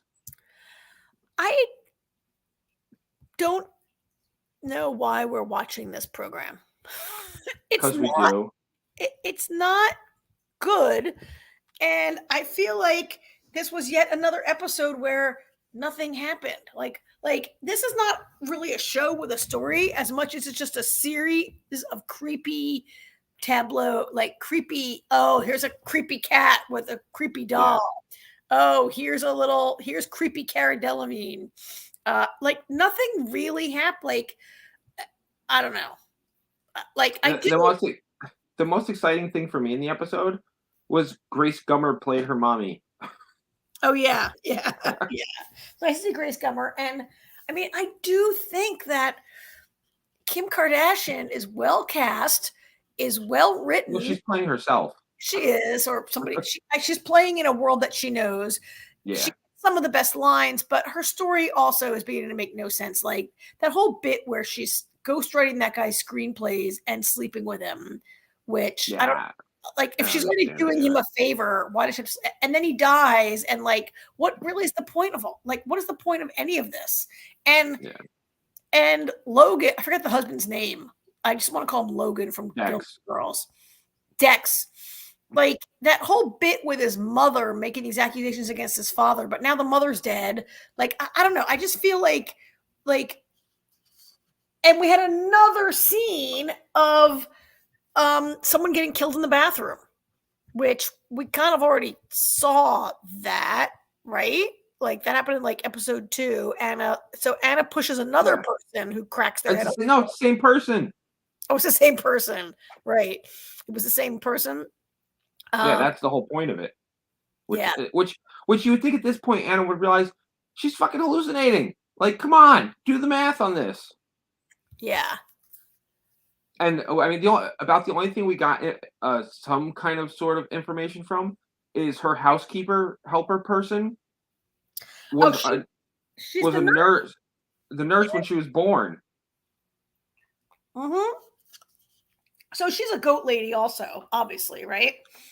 I don't know. I feel like I don't know if she's necessarily a goat lady. I think she might be the other side of it. I don't know what the other side is, but I think she might be against the goat people. Like she's like it's like she's been watching over Anna her whole life type of thing. Yeah. Maybe that's why she's always creeping around and watching her and stuff and trying to help her. Maybe she's an anti-goat lady. Anti-goat lady. I mean, Cara Delevingne's a goat lady.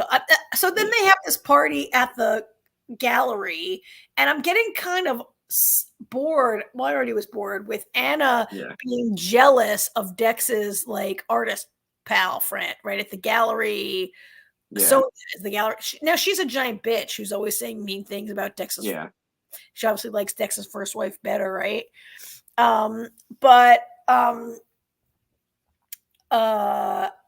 Sonia and Talia, that's their names. They're definitely goat ladies. But that whole thing was also like what really happened there. So Hannah has another hallucination about like them dancing around her or whatever. So what really happened? Like how many? This is just an entire season of creepy scenes. with no real through line or story. Yeah. And this Well, was I feel like it was a big mistake for them to adapt a book as their American Horror Story season. Like everything else has been original. You know. yeah. That's right. I forgot about that. This is their first adaptation. And look, I don't want to say the source material is not good because maybe it's just a bad adaptation, right? Or maybe Yeah, I don't think. Yeah, I don't. I mean, if this is what's happening in the book too, I don't know. I just feel like this is for visual. the only major development was when Cara Delevingne kissed Anna's evil pimple and it went away.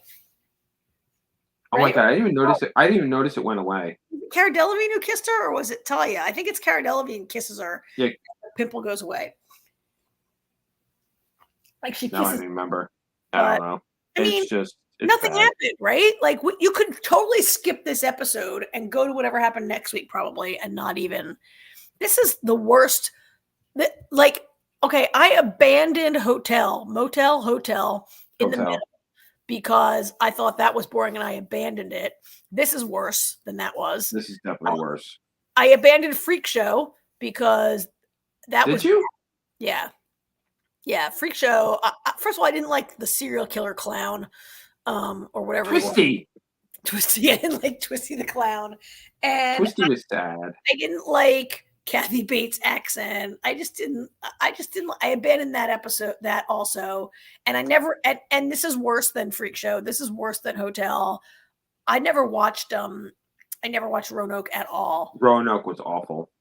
And that one last year where they had the vampire one that we Red Tide. Oh, that was 2 years ago. Last year was New York City. Oh yeah, Red Tide was not that great, but it was No. way better than this, right? At least I kind of understood. Yeah. At least the creepy town was more interesting than the creepy art gallery. Yeah, this is just wrong. This is just bad. It's really bad. I don't know who's liking the show, but not us. No. Sure, somebody likes it. I mean, the greatest part of it is the person who's not an actor. Yeah. That's sad to say. Right? I mean, Well, you know what? Not for nothing. Most of our AHS cast has been relegated to cameos, basically. I mean, yeah. Oh, actually, that reminds me. So the scene when she's saying all the things about Babette at the wake, and there's two old like after she gives her whole spiel, and she's like, "I didn't just lose my competition; I lost a friend." Yeah. And the two older women in the crowd there, the one leans into the other and says something like, "I'd give her the Oscar," or she says, "I'd give her the SAG award." The other goes, "I'd give her the fucking Oscar." Oh yeah, yeah. So I paused it and I was looking at them, and so the one in the hat was that looked like Jean Smart. I don't know if it was or not, or if you paid much attention to it. And the other one I think was oh god, I can't think of her name now. I didn't really. I wasn't. Like I didn't know if you. Half my attention. I felt like because they focused on him that it was a cameo of some sort. I'm trying to remember. God, what the hell's her other one? Holland Taylor. Yeah. That's who I think that was Holland Taylor and Jean Smart. I could be completely wrong, but that's who they looked like to me. Because it wasn't the best picture. I don't know. I mean, I would go back and look at that, except I won't. Right? I actually took a screenshot. I can send it to you. You should. I'll look at that, but I will not. Yeah, I'm not going to go back and fast forward through this actual show, which is so bad. Like, just nothing happens. Nothing goes together, right? It's just a series of randomly creepy, bitchy women who are creeping out this poor, hysterical, pregnant girl. And it doesn't, like, I don't know. Like, I should be really wondering, did Dex's mother kill herself? Did Dex's father kill her mother? Did the goat ladies kill her? But I don't really care, right? And it has nothing to do with anything, really.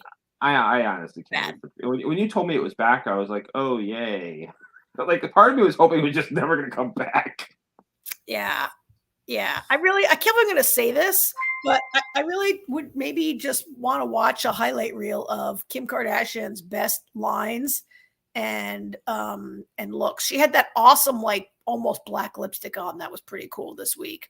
She gets like, and you know what? Her acting is decent, but as you said, it's a world that she's very familiar with, which is great, right? Like act what you know. But I really, you're right. The ensemble's not really in it. And just nothing's happening. Okay, we're gonna slog through it, right? Yeah. We'll watch it to the end because we're committed to this franchise. I think there's only 4 more episodes, I think. Yeah, I think there's only 4 more. So, all right. On to the good show. Shogun. So this was episode 7. Episode 8 dropped yesterday, but we're covering it next week, right? Yeah, we never cover the one that drops the same day. Yeah. So this is the episode 7 that's called A Stick of Time, which was very confusing to me until finally in the 3rd act, someone uses the phrase in a sentence. And I'm like, oh, okay, I get it. It's like a moment of your time, right? Yeah. I was really confused in the beginning because like there was a war. The first scene is a war and you don't know it's a flashback for the first few seconds. And I was like, wait a minute, did they just fast forward?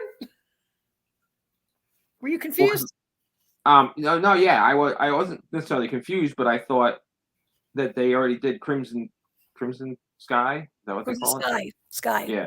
I feel like they skipped over Crimson Sky and Toranaga won. I was like, okay. I guess right. And then they're like, and then you find out that it was Toranaga's first battle. Like what they say was like 50 years ago or something like that. 46 years ago. Yeah. Yeah. So I thought that was it was neat the way they did that because that was totally what they wanted you to think. Yeah, right. That is total like fake out, and then I guess they go, Ark thought so too. Yeah. So that's an effective fake out. Like we're 3 people who are onto these things sometimes, and it was pretty good. This episode is a lot of mostly talking. I like Toranaga's brother. I mean, I don't like him as a person. I like him as a character. Seiki. Seiki, Although here's the thing. By the end of this episode, happens when the sun falls and cracks his head. Oh my God, that was so dumb. He's an idiot. Well, yeah, it wasn't dumb like storytelling. It was he's dumb. He brought about his own yeah. I mean, it's kind of not surprising. Like I've been waiting for that kid to get killed because he's so ambitious and so trying to impress everyone, and he has not learned any of the lessons his father is trying to impart upon him. Although granted, I think Toranaga is not really a great teacher. Like if he has a failing, it's in raising his son and teaching him, right? Like I know that Toranaga was greatly influenced by his experience of being given away as a hostage for years of his childhood, but that's how he learned a lot of the lessons that he's trying to teach his son, that you can't count on anyone. But his son is just not, like, he hasn't done a good job, or maybe his son is just not that smart. I just think his son's not that smart because, I mean, he makes the decision to blow away that everybody can. Jaden somebody. Yeah. And his dad, and Toranaga gives him all these words of wisdom, and he just repeats it. He repeats the mistake again. Well, he's also greatly influenced by his uncle, who I can't pronounce these names very well, so I'm gonna just pull it up real quick so I can try to butcher it a little bit better. But he's greatly influenced by his uncle and his cousin, right? Who are like ambitious schemers. His uncle is it his uncle or it's Yabashige, who I was gonna say the guy with the mustache, which is like half the people on every man on the show. But I know Yabashige yeah. is the scheming like Friend vassal, and Omi is the nephew of Yabashige. Yamashige. Yeah. And those two are schemers who easily manipulate poor young Nagakato. But he wasn't influenced this time by them. They wouldn't have gone, they're smart enough to know this was a bad idea. Yeah, and to invade. So I actually thought in that scene, as I watch this show, the more I watch the show, I think everyone is up to something because pretty much everyone is up to something at all times, right? I agree. And I really thought the women were up to something in the tea house. And when, Seiko's like having sex with Kiku and she says, "Oh, would you allow me to like kick it up a notch here? Would you allow me to adjust our playtime? We have some tools to increase your pleasure." And I was like, "Oh my God, she's totally going to like strangle him and kill him or somehow." And these women are like gonna, right? But then no, Nagakato comes like busting in there to kill his uncle and like blows it. And I don't know, did you think that Kiku was up to something right there? Oh, absolutely. I didn't know what, but I mean, the only thing she was up to was letting Nagakato in. So that's what she was. You think she was excusing herself? So she was in on that. Yes. She wasn't going to actually like asphyxiate him or whatever. No. I mean, she wanted to choke him. She could have done that while they were having sex because he had that scarf tied around his neck. And he could overpower her. Well, yeah. Probably. He had her in a. Did you notice though? She was not that you can fight from. Did you notice that Seiki, when Nagarato was going after him, he looked genuinely scared until the stupid kid cracked his skull. Well, he had no weapon. He had no like. Yeah. But slipping and hitting his own head, and even like, I mean, I think even Seiki was a little like, so how a big part of this story is that Toranaga like doesn't believe in senseless death, and he doesn't really, he's not really down with seppuku and like a lot of other stuff, right? Yeah. But even though Mariko keeps begging for it. Well, yeah, but I was thinking of when Seiki sees Nagakato lying there and he says, "Where's the beauty in this?" Like, I don't think that was sarcastic. I think he was being genuine. Like. Oh no, yeah, and it goes back to his comment earlier. He's like, "When I die, it's going to be beautiful," and he's like, "What?" Like the mindset of of the time and everything. Yeah, there's a comment. I don't know if the comment is in this episode or a different episode. There's a time where Toranaga says, "Why is it always people who've never been in a battle are the people that most want like there to be a battle?" Yeah. I mean, it's written better. That was the last episode, yeah. And that's really how his son is. Yeah. And I mean, granted, Seiki's a total jerk, right? Like Seiki completely turned his back on his brother. I was thinking about like, okay, this is not really at all the same thing, but I'm like, oh yeah, he's just like Prince. He'd write the book Spare. If Seiki was alive right now, he'd write a book about his brother pooping his pants. And just he'd write Spare. Like he really, I think, resents being the younger son, and he doesn't get to be Toranaga, right? Yeah. And he's a total jerk. He behaves like a jerk in that entire like time that they're together, and you kind of know that he's up to something. So here's like, I think like all through this, Toranaga's like, okay, he's like, yeah, I will consider whether or not I should surrender. I'm in a weak position. Maybe I should go and like, turn myself in or whatever. And I'm thinking like he must be up to something also, because I completely agree. Right? He has to know his brother's a weasel. Well, right? it's like when he goes to see the madam for the stick of hit. She's the one that wants the stick of time. Um, Mhm. and she pretty much says that she's like, "How did you not see an army coming up to your gates?" She's like, "You wanted this to happen," and Yeah. he's like, "I don't know what you're talking about." And You she's like, know, "Oh, I'm sorry. I was mistaken." yeah, Um, because she realizes there's more going on here. yeah. Yeah, right? She And realized. yeah, and I even feel like um when when Blackthorn when he during that whole little powwow and he surrenders and everything, Blackthorn's like, "I'm out of here. This is bullshit."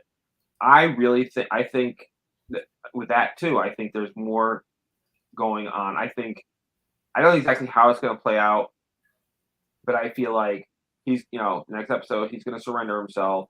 They're going to go to Osaka, and I think this is a plan to actually get Crimson Sky to work. Like I think Blackthorn's going to show up with his ship.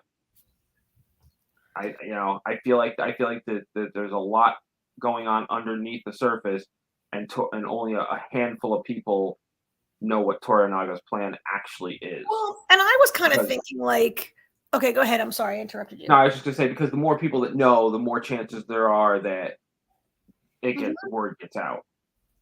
Well, and I was thinking, so Toranaga lost a big chunk of his army in the earthquake, right? That's part of Right. why he's in this weakened position. And I was kind of thinking, oh, I don't have enough army to enact Crimson Sky.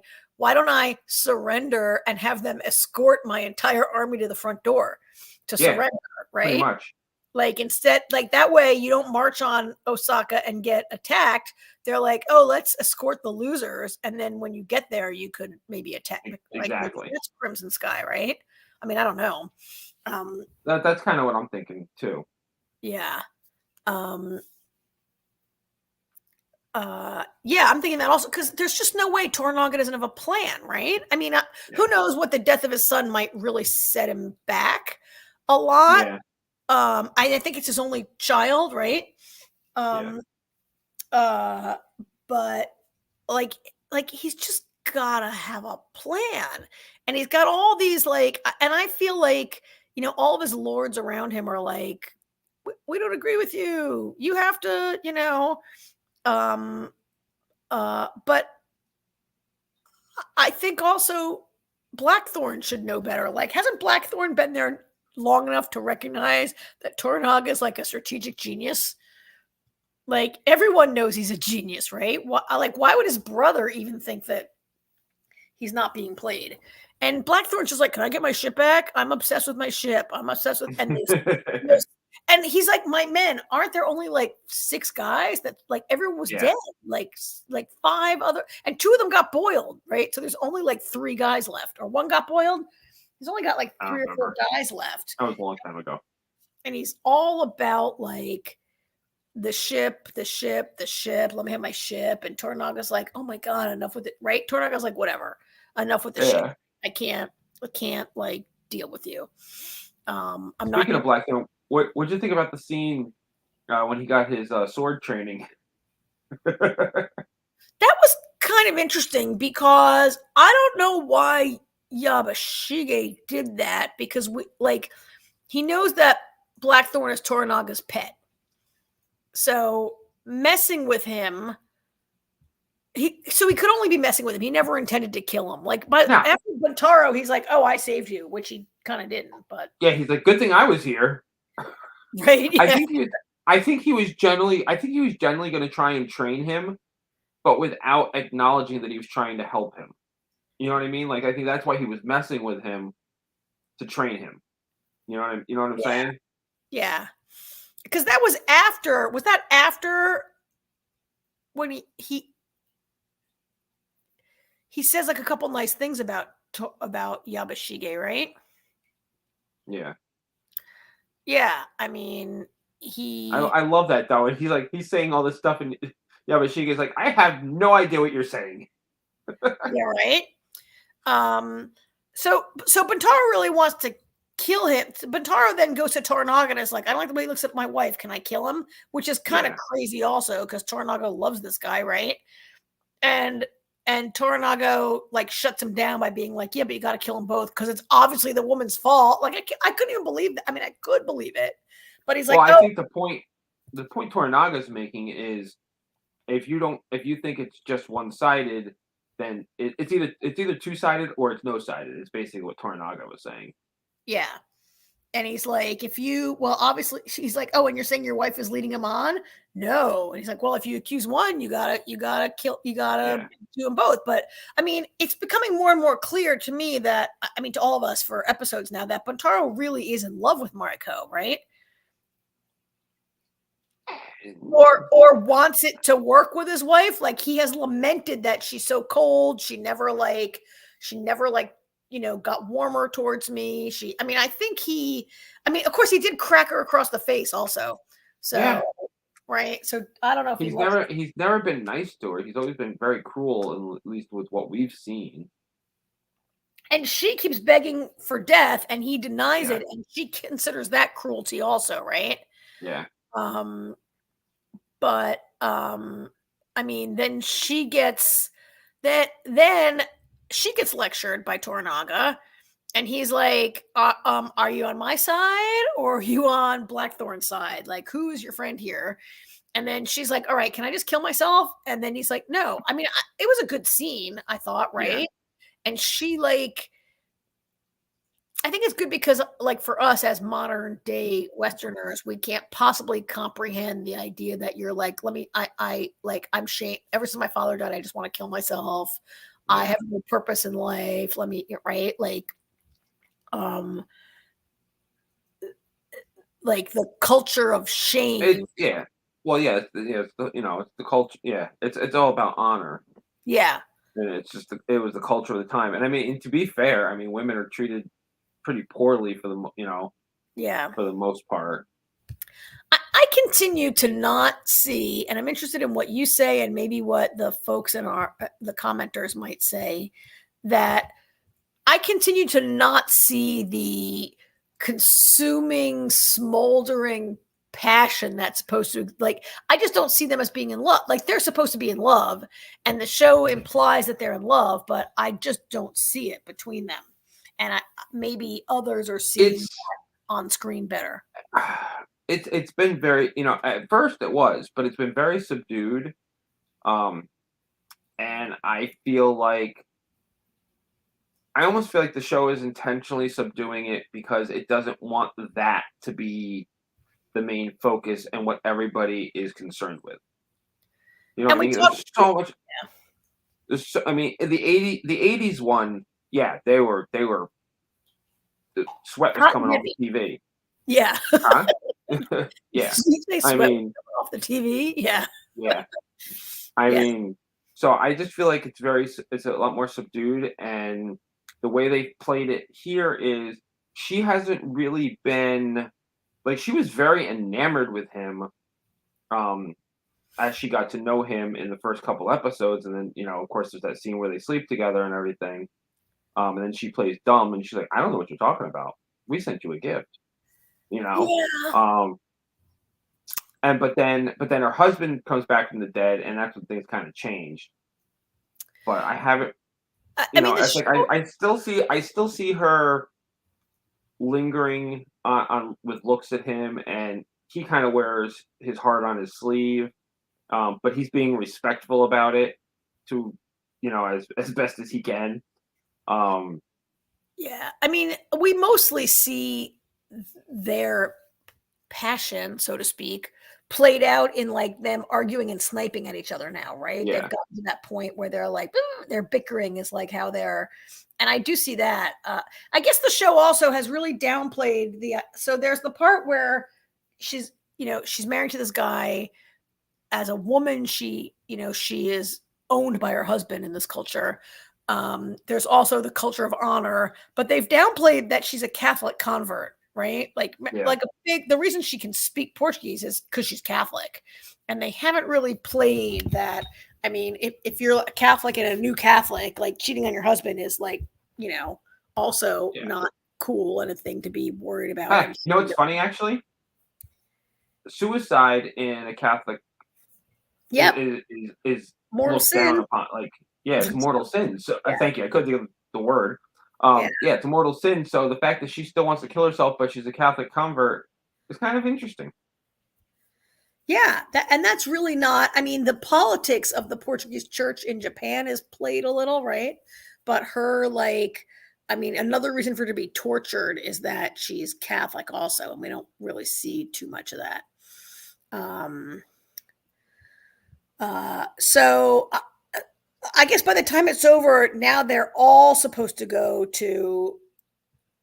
They're supposed to go to Osaka, right? And then the son's death is the final thing there. So we don't know what's going to happen going forward. Yeah, I don't know. Next episode's gonna be interesting. I mean, I love all of this like backstabbing and planning and strategy and stuff. I really liked the idea of when Kiku's madam, I forget her name, the madam of the tea house. Yeah, I don't remember her name either. I don't know if I say I don't remember it, I might have never known it, right? Jin, her name is Jin. Okay. Like I kind of like that whole, first of all, that she's got this sort of like feminist idea of like growing her business and having not just having a tea house, like she's an entrepreneur. She's got plans for like, big business, right? I mean, that is like what eventually becomes the geisha, probably, right? Yes. Oh yeah, she was absolutely describing the geisha. Yeah. Like, and for all we know, that might start here. Because even though Toranaga kind of cast her aside, there's nothing to say that he doesn't permit her after this whole ordeal. Yeah. The idea was definitely started with her, though. Yeah. Yeah. I mean, that was awesome. And I also liked, like, we saw the woman who is Blackthorn's consort that runs his household. Her name is Fuji. We saw her practicing like with her like spear sword thingy, right? And the idea that women are like preparing to fight like is kind of not a thing that I really ever understood about this period of history or this particular culture, right? And that like she's gonna fight, and she also wants to die, right? Since her husband died, but that even let them like that women are like the property of their husband, and yet they're totally like, yeah, you're an awesome fighter. Come out here and help like kill a bunch of people for us, right? Like that's kind of great. So I mean, you said to me last week I said this episode is good, and you said there hasn't been a bad one yet, and you're absolutely right. But this one is like, I just really feel the tension coming towards the dramatic climax of the series now. There's we got 3 left. 10, right? So. Only 3 left. So yeah, I think this is great. I mean, not the kind of show we usually cover on this program, but I really like it. I think it's really well done. Yeah. We've broadened our horizons through the years. We have, on what we discussed on the show. And listen, when you don't have good shows, sometimes when you don't have good shows to talk about, you talk about the good ones you do watch. Right. Yeah. So, all right. Well, we're a little over our time. Maybe you want to wrap it up now? Roger gives us 3 hours, right? No, we're over our time by what we consider, because what we're used to, but I mean, we're interesting, but we're not 3 hours interesting. Well, so all right. Well, thank you everybody for listening. Ark, as always, thank you for the chat. Yep. Thanks thank you for the 9 live viewers we had. Most of them came through Twitter, through X. Thanks for watching. Feel free to join us sometime on YouTube or on StreamYard, where you can comment if you want to. We'll catch up with you guys next. So next Tuesday is gonna be my last show.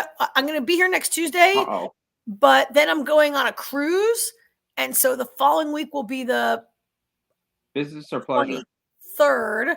I'm not sure what country I'll be in or if I'll be at sea. So I'll be here definitely what's next Tuesday? The 16th?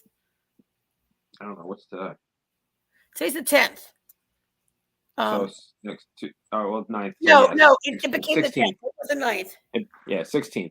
Yeah, next on the 16th, I sail out of Miami, so I gotta check where I'll be and if I'll be able to join you guys, because ships. So you're sailing. So you'll be here next Tuesday, or you won't? No, I leave Miami at like 4 o'clock next Tuesday, so I'll be somewhere in like the Caribbean Sea. So that should be interesting since we're going to finish Three Body Problem. But Jamie and I can finish it, and you can comment the following I week. mean, yeah, I'll get back to you guys. They have good internet on ships now, but they also have a bar and a casino on the ship. So so this is pleasure. Yeah, Pleasure cruise. Vacation, 11-day Caribbean cruise. Yeah. So I might not be here for 2 weeks. So you might not have my amazing thoughts for 2 weeks, but sorry. We'll figure it out. Yep. All right. All right. Thank you, everybody. Thanks, everyone. Have a good week. Bye. Good night.